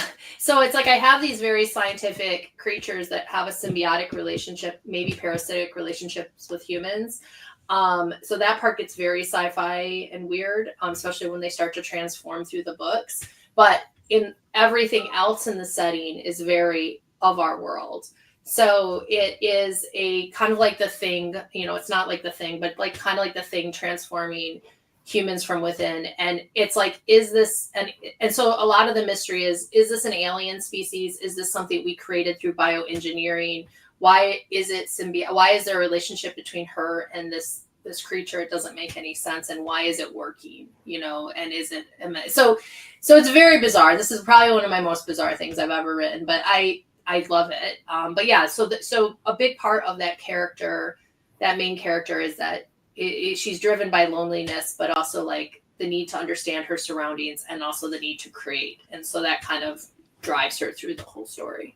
It's interesting too. I perceived from 1,000 feet that we have a lot of environmental people, like issues represented in our group. I guess I'd say it like that. So yeah. Let's move over to Sarah. So Sarah, hey, I just realized this when I got your link. So this is a live campaign. So let's. It's ending tonight. Yeah. So we can. Got to get that out there. See that one? Yeah. Hey, do you want me to play the video? Well, it's kind of a long video. It starts with a trailer that's short, but then the video itself is long. Okay, so quick thing, that first call to action, glitch number 1 to 3. Go there right now and check it out. This is a live campaign on Kickstarter, back with confidence. And Sarah, if you would please tell us a little bit about the characters. Do they have sort of far out sci-fi characteristics, or would you say they're more normal? And why did you do it that way? Cool. So when it comes to characters, I like to try and like thread a line between like extreme sci-fi characteristics with a very realistic human foundation. Because I like the exaggerated over the top characters, but it's kind of hard to like relate to those characters or like really, really care about them in a meaningful way without that human foundation. Agreed. Ari is probably my protagonist is probably the most grounded, and then all of the like supporting cast tend to like get more and more exaggerated and extreme as we kind of like go around here. So she's kind of the grounding force.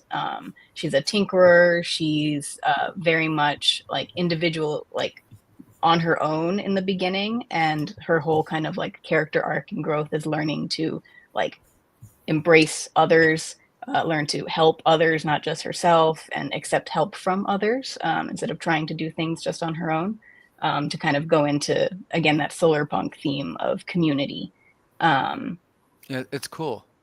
Yeah, and we like to fill the wasteland with very like colorful, dynamic characters. We've got like the Cactus Clan, which is like this I gang dig your of color juvenile scheme delinquents. of the book. It's like not what you'd expect.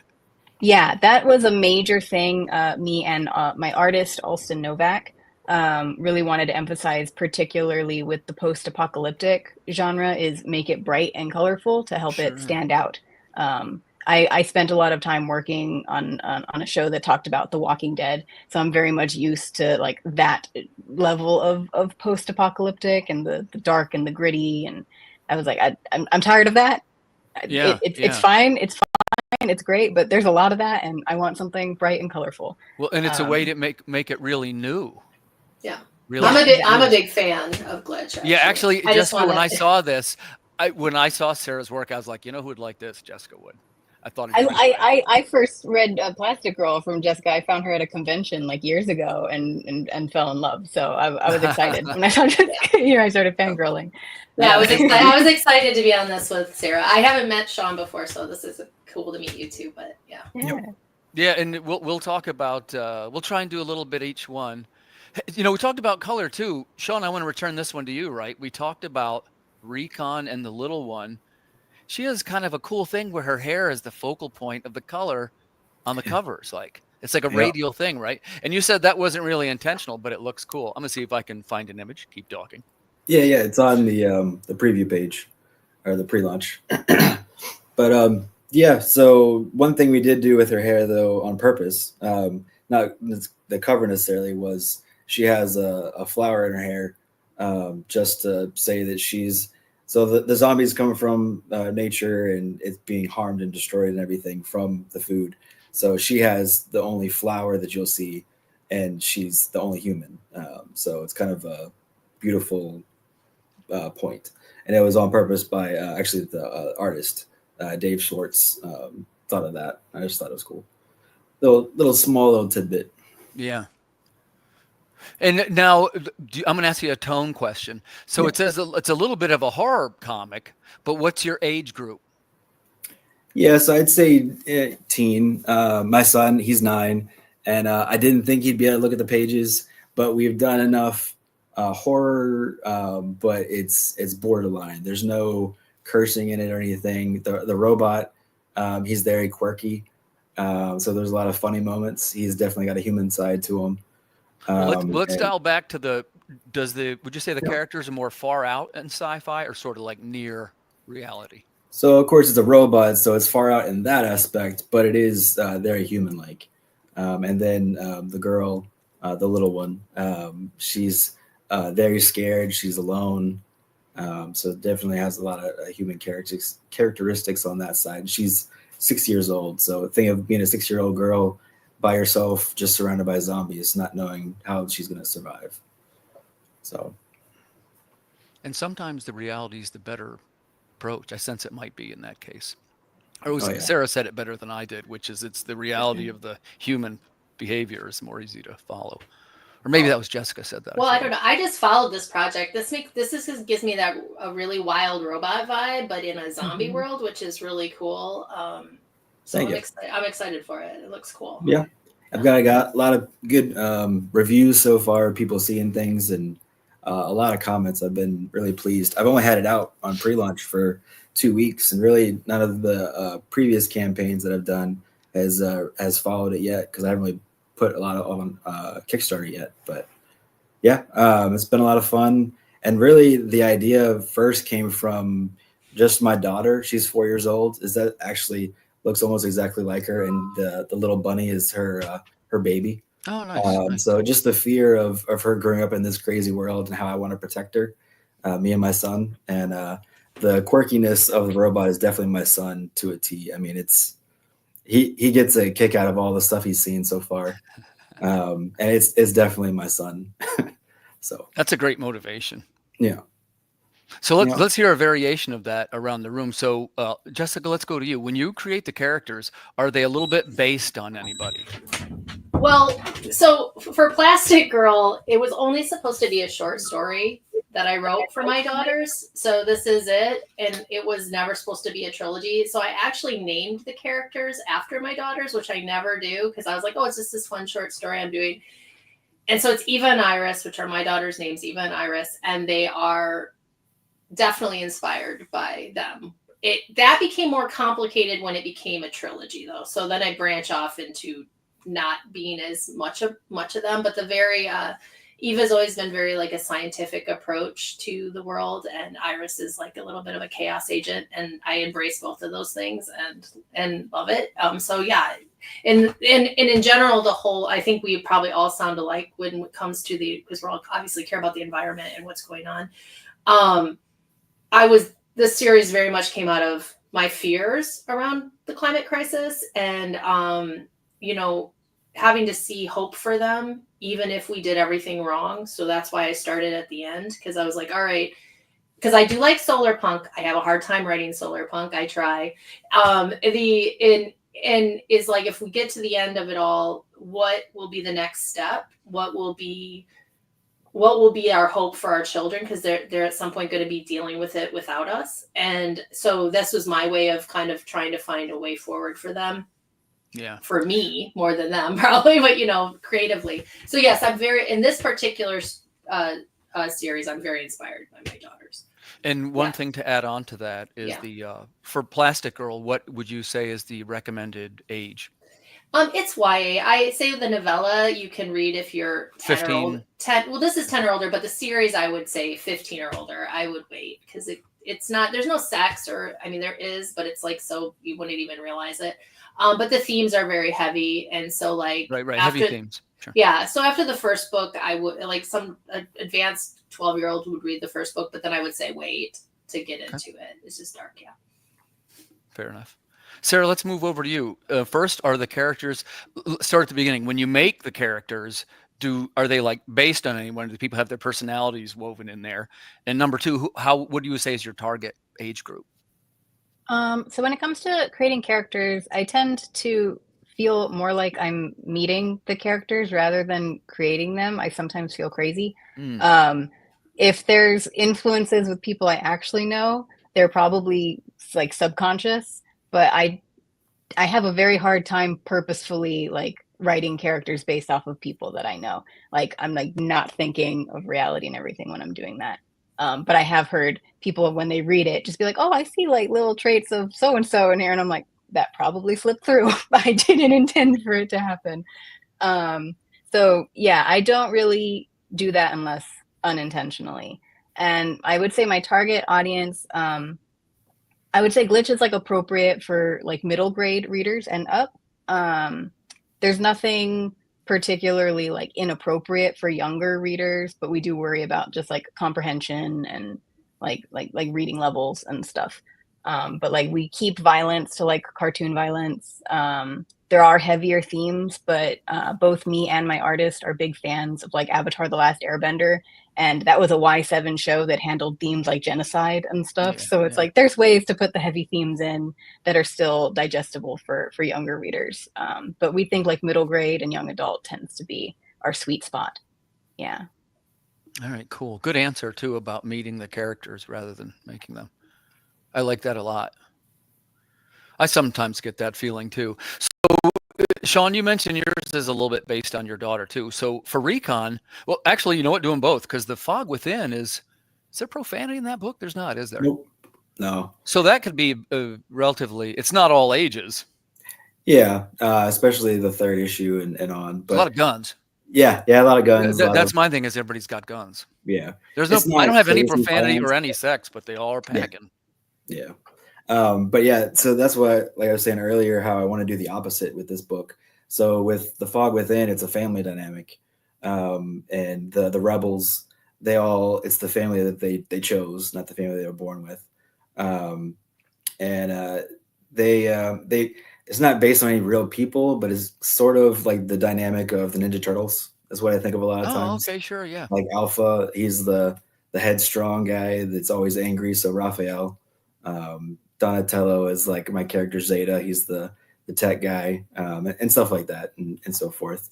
So that's what I think of when I'm trying to think of how would they interact with this situation. I would think of what would the Ninja Turtles do, because I've grown up with them my entire life, so I've seen plenty of iterations of that and how they've already dealt with stuff like that. So nice. That's a good example too, because we have. I used to work with my cousin a little bit who worked on the Turtles TV show. And one of the things they said about dialogue, and I'm going to ask you guys this question, is that if you turn the lights off, you should still be able to tell who's talking. Things like verbal cues, or maybe the one guy talks a little funny, or maybe one person quotes the Bible. Everybody's got like a tell, right? So for Plastic Girl, do you have any kind of verbal cues or anything that says the world is different? How did you do the dialogue in the book? Well, she's alone for a big chunk of it. And so, yeah, I don't have like certain words that they use. Iris, because she is created out of this species and is one part of the species, talks a little bit more robotically at first. So, because she's just learning the world, she doesn't know this world. So it's as if when she comes to life, she's born. So with her, you can and so it's Eva and her through a lot of the story. So Eva just has a tendency to sound more human, and Iris sounds a little less so. And then as we introduce the new characters, it just depends. And I use I have a tendency more to use syntax and, more like how they structure their sentences than actual words necessarily, like specific words, but more like how they speak. If they are going to add how some characters will ask things in a question a lot, and one character might do that and things like that. So, yeah.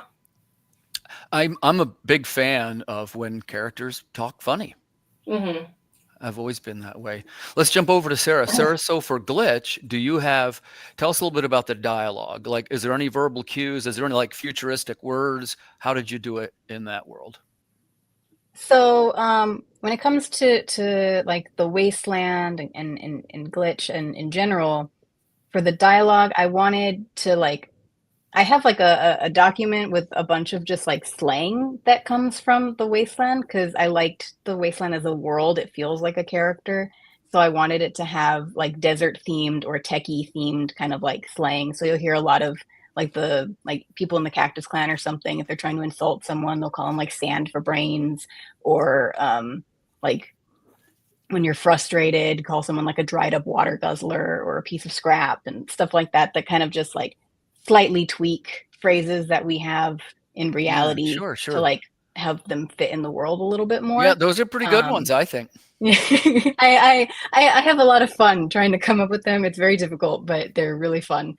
I am very similar to Jessica in that I kind of focus more on the syntax and stuff when it comes to individual characters' differences in dialogue and how they speak to give them their own voices. There's a lot of variation between people who speak more formally versus informally. A lot of the young teens who are these juvenile delinquents. There's a lot more slang or accent kind of work thrown in there. I introduced sand pirates in number 3, so I get to play around with some more piratey slang. There was one character that I really wanted to give him a verbal quirk where he always tended to say one wrong word that just sounds similar to the word he intends all the time, but it started taking up too much space on the pages. That's the downside to comic books. You have to think about the room for the art and everything. You don't want to cover up the art. Yeah, it's that gets cut because it was a cute detail, but it works better in a novel rather than a comic book, I think. But yeah, it's playing with the vocabulary, I think is my big focus for make it fit in the wasteland. Yeah, I like that a lot. The ones you mentioned are all pretty good. It reminds me, I'll just make a quick mention because we just came from the video game panel, and was it Skyrim, the insult is they call him a milk drinker, which I guess must mean weakling. But hey, I always heard if you drank milk, it made you strong. So it's kind of an odd choice of word. But I like the kind of thing that is just one step removed a little bit, right? With something that makes you think a little bit. And that probably does come from my influence from like video games. I am very much influenced.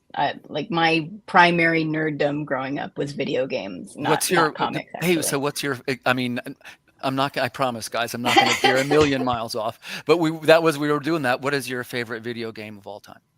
Oh gosh. That's Of hard. You can all only time? pick one. I got a gun to your head. You can only One. go to the Let's get desert one. island with one.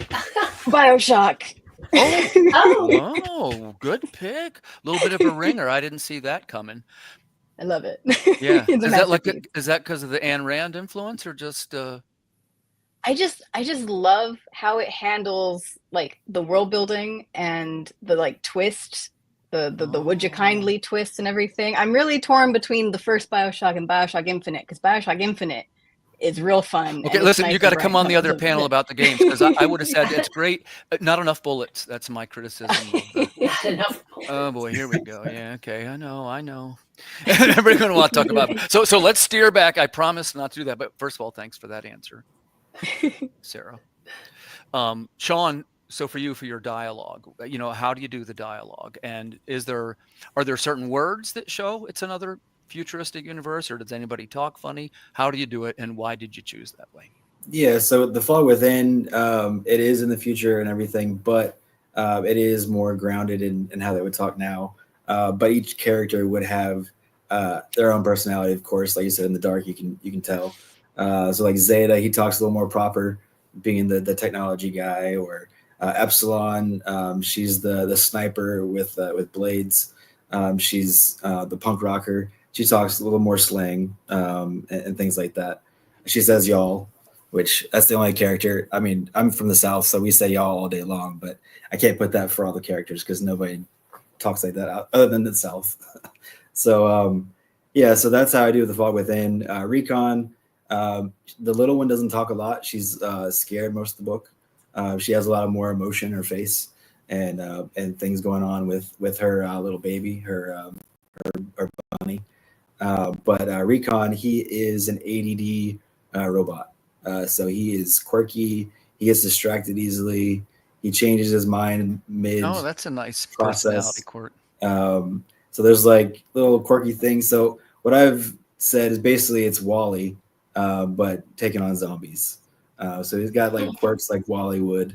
Like there's one time where later in the book where she's scared and he's standing up next to her looking, if there's a way out from the zombies. And he just like slides down the wall and just like, it's going to be just a big like screech and just like an awkward, like against the wall and just like, hey, what's up? How are you feeling? Basically kind of thing, but as a robot, which I don't really see a lot. So yeah.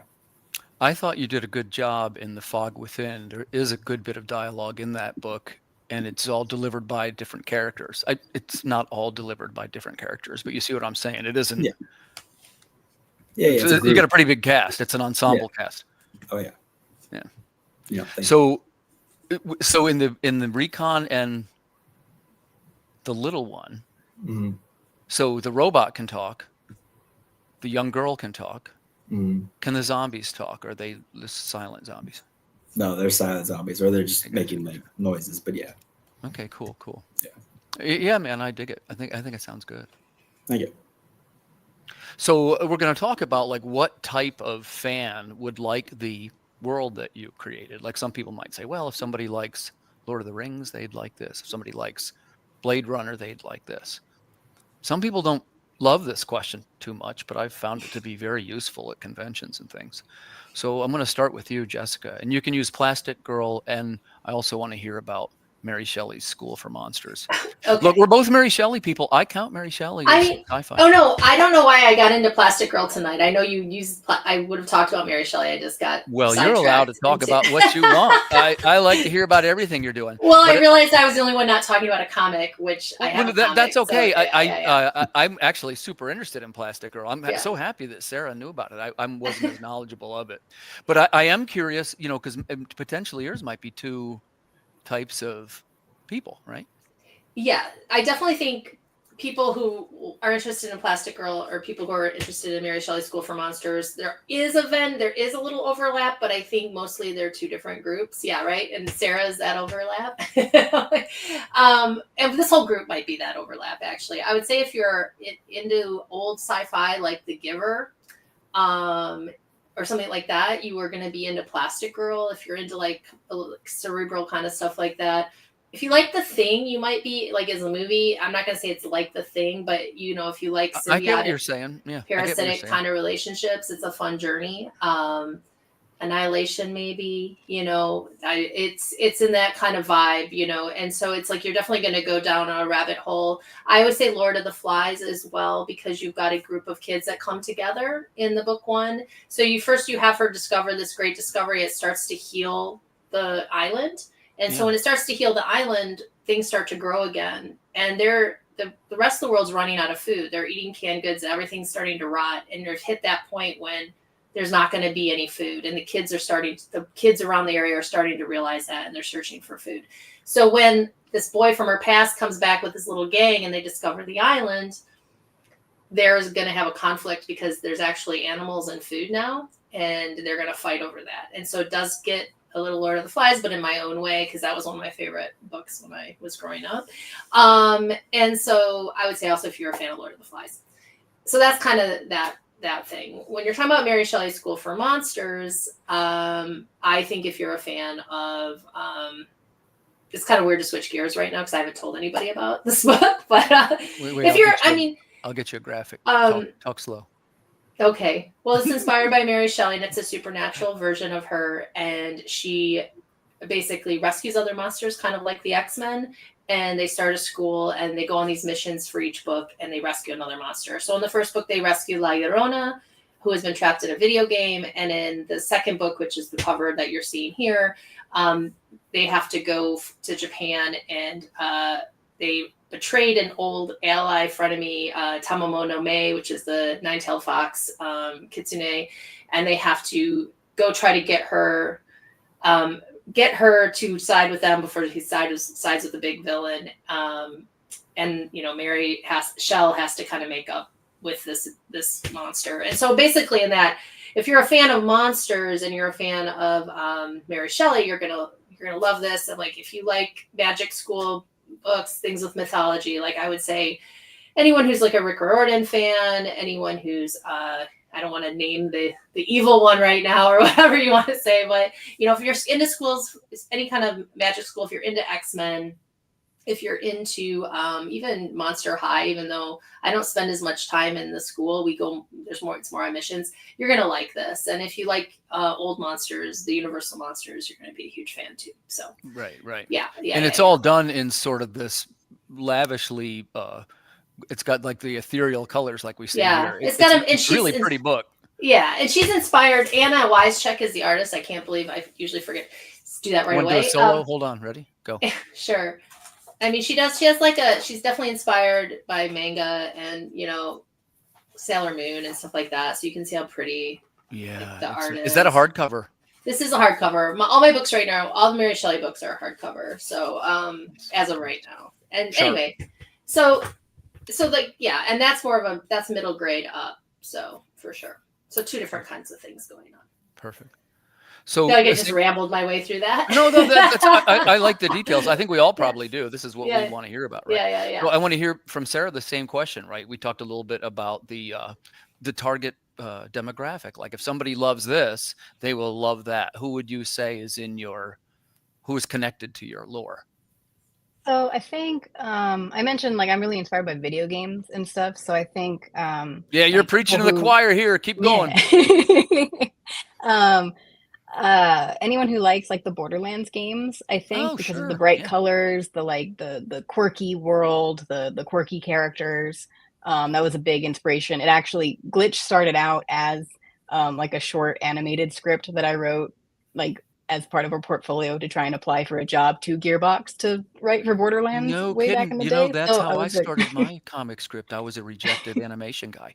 Yeah, there you go. Yeah, go ahead, keep telling. I'm sorry. I didn't mean to interrupt. I thought you might be interested in that.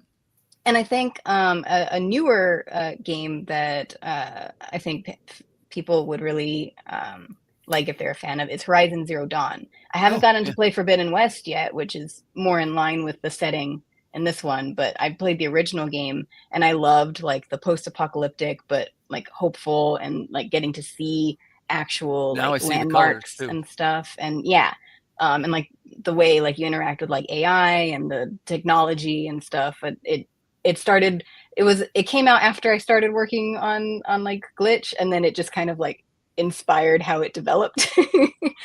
But I also think I think Glitch is really good for like newer comics fans too, because I'm someone who's relatively new to comics. I got in through like indie comics, and I'm a big fan of like Hex 11 from Hex Comics. That really got me in. Nice. So this is kind of like my love letter to like indie comics, and like my kind of introductory way, like, hey, this is inspired by all the ones that got me into comics, so maybe it can get you into comics too. But yeah, and I have fans of like manga and anime, like in general, because the art is really inspired by that. Our artist Alston has a big manga influence. Have you done any kind of, I wanted to split off that question a little bit. The first thing, was this your first comic script and it came from the animation script? Yes. Yeah. Cool. I fell in love with Alston's art, and they really liked the animated script. And we were like, well, you do art and I have a script. Okay, we can make a comic. I want to hear that though. Like that's the moment right there. Did somebody say you should make your script into a comic? Like, how did you cross the bridge? I left a comment on a piece of art that they posted on Facebook way back in like 2017 or something, and be like, do you want to make a comic with me? I have That's a great. script. I can't animate it, but I really like your art. So that's how that got started. That's a cool anecdote. Yeah. Thanks for sharing that. Mm-hmm. So, Sean, let's move it over to you, right? For say you frame it at a convention, a customer comes walking up, young person, let's say, hey, if you like X, you will like Recon. What is in their X? Who's your target demographic? Yeah, so the obvious thing would be like Transformers, Walking Dead, that kind of thing. But what I've said, really the pitch is the way the pacing is. It's like Samurai Jack meets Wally.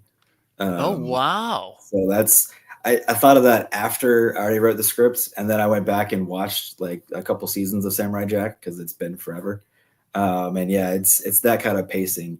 So there's dialogue, but then there's a whole lot of, quick snippets of action, the way they do it and everything, and then moving the story along like that. So that's the obvious choice to be Transformers, but Samurai Jack is what I've been saying, just so everybody gets the idea of how it flows. Gotcha. Those are some pretty impressive examples. And when are you planning to launch? Does it say here? I don't think I put it on there, but I am going to launch mid-February. Oh, cool. So got a little ways. We're almost finished with all the inks of all the pages, and he's colored the first 5. So we're definitely moving along. It's crazy. Nice. Killer team, man. Dave Schwartz. Yeah. Oh yeah. Yeah, he's awesome. Yeah. Wish you every success with that. Thanks. One quick thing, you guys noticed that question I just asked. And I'm going to ask you your opinion of it. It's kind of an unpopular question right now. People will say to you things like, hey, don't say what is your unique property like. In a way, it almost cheapens it because you're trying to explain it. And in a way, I kind of see their point. But there's, sometimes you might be at a convention or something where you only have the 10 seconds to describe it. And sometimes, my opinion, one man's opinion, that's the fastest way to do it. What I want to know is, what's your opinion of that question? Jessica, let's go to you. Is it okay to say, hey, it's Hunger Games meets Back to the Future?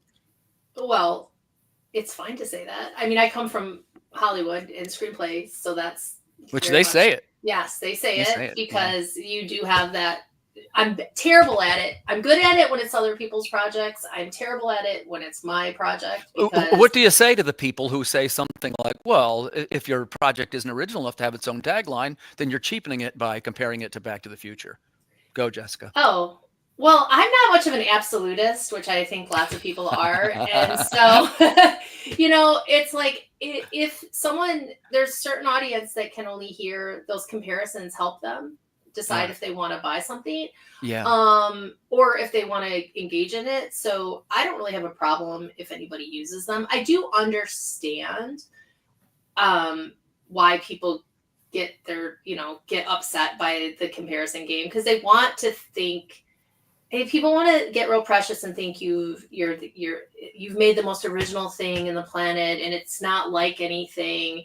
But really, I mean, we've been telling the same like 3 to 10 stories since the beginning of time, and we're all just trying to make them our own and original. And so, like, yeah, I do have some stuff I've written that I have a hard time doing it with. I have a hard time doing it with Plastic Girl. It's because it's weird. It's weird in a way that is harder for me to do it for. I almost want to hire someone to tell me what 2 properties I should be saying. But yeah, so I'm not against it. I don't do it well, is what I'm saying, but I'm not against it. Yeah. Sarah, how about you? What's your thoughts on being asked in that way where it's comparing it?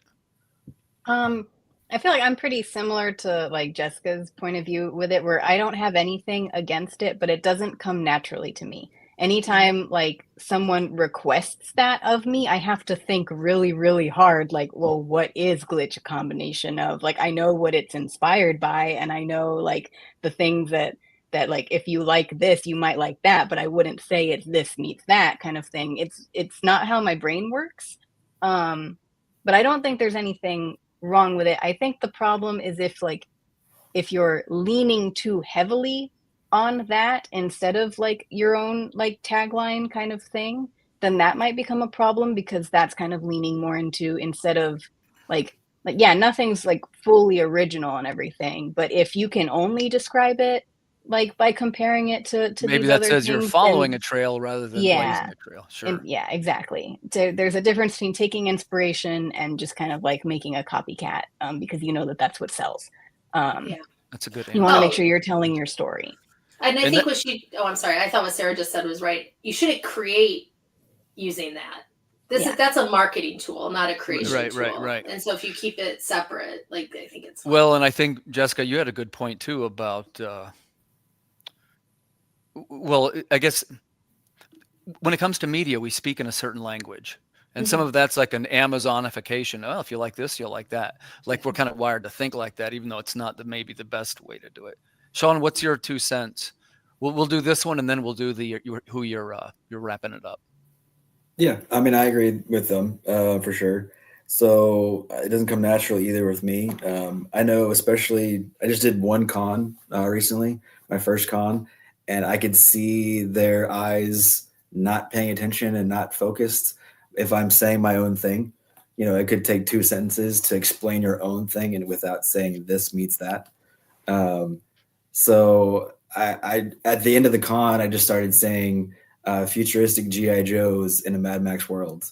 Right, and that got their eyes lit up, and then they were listening. But before that, I've heard that one. I've heard that one, and I remembered it because I sometimes, as terrible as it might be, your mind does drift to the common pillars that you understand easily, and that's a thing that, like, everybody knows certain media pillars, right? Yeah, and if they're also looking at the art and looking at your table, they're not focused on thinking this big philosophical type of situation, trying to understand your world. They're just looking at the art and want to hear something simple, so they continue. Another interesting thing in our panel here: none of us are heroes. You know what I mean? None of the books are really superheroes, are they? Would you guys describe any of your characters as superheroes in your books? No. I mean, yeah. Not really. I mean, they're doing superhero-y things, but not like traditional superheroes. Yeah. Fly? No. X-ray vision? Hoverboard. Oh, that's pretty good. That's pretty good. I mean, one of mine does eventually fly, but yeah. Yeah, I only breezed past mine, but mine's tech, and all people are human. There's no, they all talk kind of funny. Yeah. So, hey, let's leave off with, we got just about 9 minutes. Okay. So you got about 2 to 3 minutes each. So I'll start with Jessica. What tip would you give to somebody that was trying to create their own world for the first time? What would you tell them? Don't get too complicated right away. So start simply. Like my first book that I wrote that I have not published yet, is a fantasy world. And I really had to world build in that one. And I had to break the world up into sections, and focus on one section at a time. And I do think when you're world building, you want to say, like, how is my main character going to interact with this world? What is important for their character development? Like, what is important for the world to have, and the challenges for the world to have that is important to that connects to your character. And once you can answer some of those questions, then start building it out. So I'm going to say that because it's real simple. Like, just make sure to be creating a setting that is complementing what your character has to go through, instead of trying to be really just making cool places. Like, cool places are great, but make sure that they're tying into the challenges that your character needs to has to confront and go through to get to their next steps. Okay. Good answer. Thank you. Mm-hmm. Let's move it over to Sarah. Sarah, you get basically the same question. So somebody's just starting out. Hey, I want to make a book or a piece of art, even it could be. I want to create this fictional world. What advice would you give them? So I think my advice is advice that I need to remind myself to take all the time, because I love research, and I think research is very important and great to establish and build your world for a strong foundation, but also don't get lost in the research, because most of it will not be shown at all in the actual book. It is all to inform the world creation, but if you dive off the deep end into it, then you start getting tempted to explain all of the research that you put in and try and shove it in. And it's just no, sorry, my cat is moving my laptop. That's fun. Anyway. Okay. Cats are welcome. Cats are welcome. Yeah, she won't come in front of the camera, but she just wants to shut my laptop off. Anyway. I did a whole bunch of research on developing technologies and energy sources and types of batteries and stuff that might last for centuries, that they're still working centuries after the world ended and stuff like that. I never describe them in the thing. It's just I did the bare research that I can have a decent conversation about it with someone and show it on a page, and it makes a modicum of sense narratively. And that's about it. Give yourself enough research to have a foundation for your world so that it feels like it is based in reality. It feels lived in, but it's not here's a lore dump about all of the cool things that I researched because I did the research and now you need to too. No, don't do that. That's a pretty good answer about research. And I really like what you said about it can't be a lore dump, right? That stuff turns people off all the time. And I got a lot of friends that are new writers, and you always have that same shortcoming, which I'm sure I had in the beginning too, which the first 2 pages, and then there was the battle of this and that. And it's just a lore dump, right? You can barely get through it. It's so dense. Yeah. There was one thing, part of the world where I found this really cool piece of technology that was in development, this thing that harvests water from the air, meant for really dry, arid regions, that it can take water that's in the air and turn it into actual water. And I was like, a water harvester, that would be a perfect thing in the wasteland. And I throw it in and I call it a water harvester, and I kind of just through dialogue kind of show oh yeah, this is how she gets her water. But I'm that's it. I did that research, and that now it's just a thing in the world. I'm not going to explain it. I'm not going to say exactly what it does. It's just there. And now it's just a cool little piece of flavor. A little bit of inferred background. Yeah. Yeah, that's cool. I like that. So, Sean, how about you? Somebody's starting a new project. They want to create a new fictional world. You very patiently take them by the hand. And what do you say? Echoing what everybody else is saying too. First, what I've done is I figure out the struggle of the emotionality of the main character or main characters. And then from there, I can figure out what world I want them to be in. So really, they could have been in any different world. The same struggle would be going on in some kind of aspect. So that's the first thing that I've done. That'd be the biggest thing. That and exposition, the lore dump and everything. I've tried to do a lot less exposition. I've had it in my mind of explaining it, but I'm not trying to explain it to everyone else. They can figure it out as time goes on, and also it adds mystery to the book too. So you'll learn about it each issue little by little versus just dumping it on somebody. So that's a pretty good one. Thank you.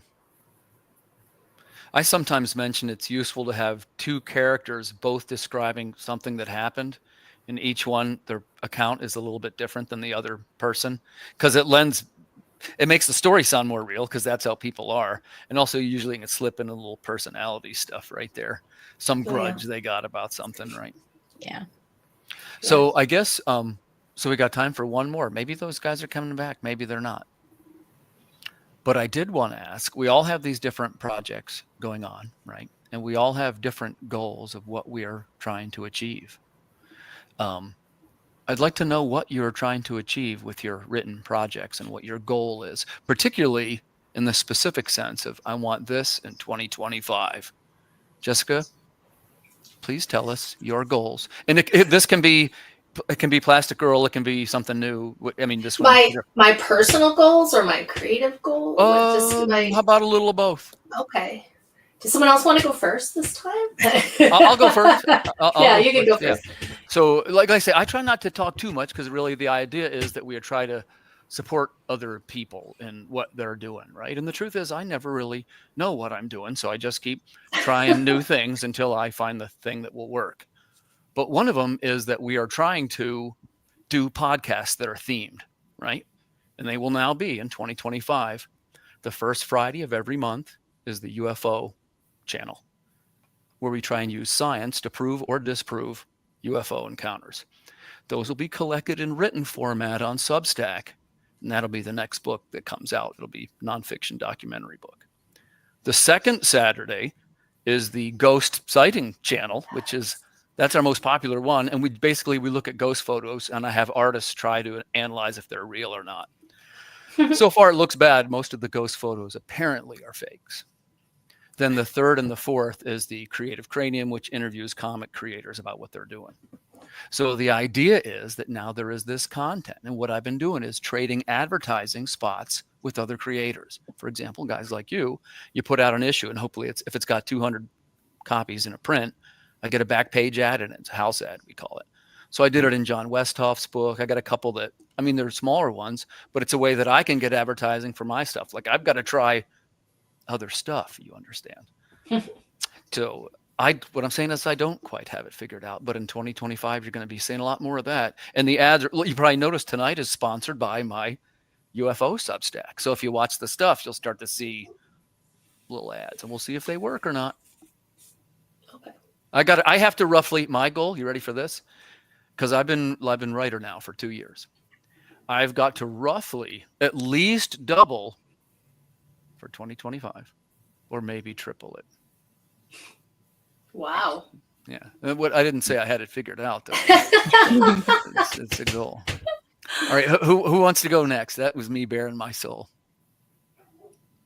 I think my goal, I would like to expand Wasteland Comics beyond Glitch. Glitch is our debut series, and I love it and everything. But I now envision Wasteland Comics as like an umbrella for a bunch of different post-apocalyptic stories that cross with other genres. So like Glitch is the post-apocalypse meets solar punk. I would like to do fantasy post-apocalyptic or cyberpunk post-apocalyptic, all with the same theme of optimism and hope in there, though. So that's kind of my goal, is to start crafting new stories that are all in post-apocalyptic worlds, but with that like light at the end of the tunnel. Because the world's a dark place right now, guys. And yes. It's I like depressing. it. Sarah, I like the take. I think you got a great take on it. Yeah. So that's a good goal. I guess the thing is, we all want to keep going. We want to keep making stuff somehow. I like maybe you could do an anthology or something, Sarah. Yeah, I would love an anthology. That'd be great. Sean, how about you? And in this one, I want you to be specific. What is the goal for Recon? It's going to be a graphic novel. It's going to be a trade. Yeah, so a trade of 4 stories. So really this year, for one, my goal was to get to a trade, which The Fog Within we'll have issue 4 and the trade as Kickstarters this year. And then also Recon of my own stuff. But I also just want to get out there and be more well known, because I'm definitely still the new guy. But the more I do streams like this and just get out there, the more I've been seen. So I'm actually trying to do anthologies this year as a big goal. I've already actually I pitched to one anthology, which is fairly new, and it got accepted. I haven't signed the anything yet, but he already approved it, and so I'm gonna go for at least one anthology. I've pitched and wrote another anthology, so we'll see soon on that one. And just trying to get my name out there and just try to spread what I can do, mainly to keep all my Kickstarters going. So yeah, we'll see. But this has got to be the big year with 3 of my own Kickstarters, and then hopefully part of other ones as well. Nice. Well, I wish you every success, man. Thank you. I'll help you advertise them. Yeah, sounds good. Hey, Jessica, I just got a cover if you guys want to see it. You want to do a cover reveal? Yeah. Sure. So random. Look. Oh, yes. Nice. This is I love witty Water art. Wars. Yeah, man, that's good. February, March. I don't know. I'm going slow. Something like that. That looks cool. I like it. Yeah, thanks. That's gonna be a variant. It's gonna be it's got a foil layer and everything. Oh Hey, my God. yeah. So, but I'm like I say, I'm going a little slower, right? So I'm also gonna try an Indiegogo, which I've never done. I got the page already. I'm just waiting. I didn't want to do it right on Thanksgiving, but I want to try. It's something I never tried, and people are like, "No, you got to do the Kickstarter, then do the Victory Lab." So again, I got to try stuff, see what sticks. Have you? Because I've seen people do both. I've seen people do a Kickstarter and then do the Indiegogo, and I was like, Correct. "What's going on?" So that's what you're supposed Supposedly, well, I mean, I don't care how you do it. I don't have any rules. I don't want you to think that it isn't, don't hear from this. Oh, Tim really knows what he's doing. Actually, the opposite is true.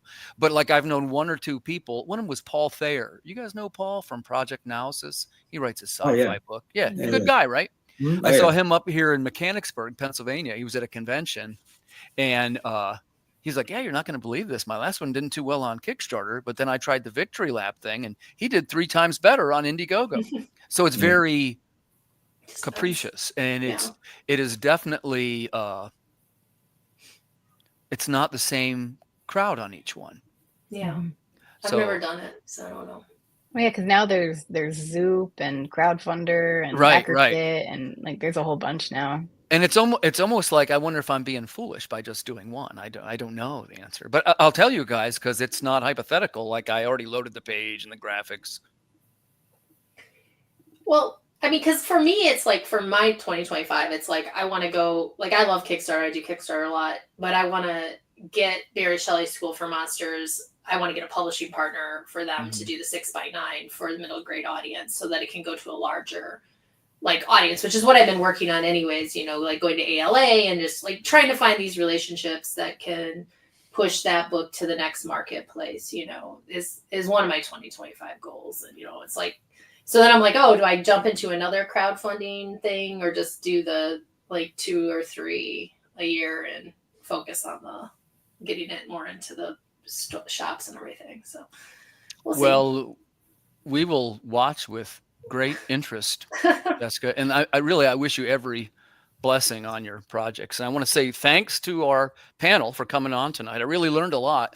And I thought you did a great job with the questions, gang. You really did. And, we're grateful to our pals over here at SeerNova for hosting us. I don't know, is there any final words that you guys need to say? Should I run the bumper or anything like that? I'm just really grateful to be here. This was really fun. Yeah, Thank you did great. You did great. It was really a pleasure to have you guys. So other than that, thanks everybody for having us. That's our look at sci-fi world building, our workshop here tonight on SeerNova. Other than that, I'll see you guys next week for the UFO show. That'll be Friday night at 10 p.m. Eastern. So see you around.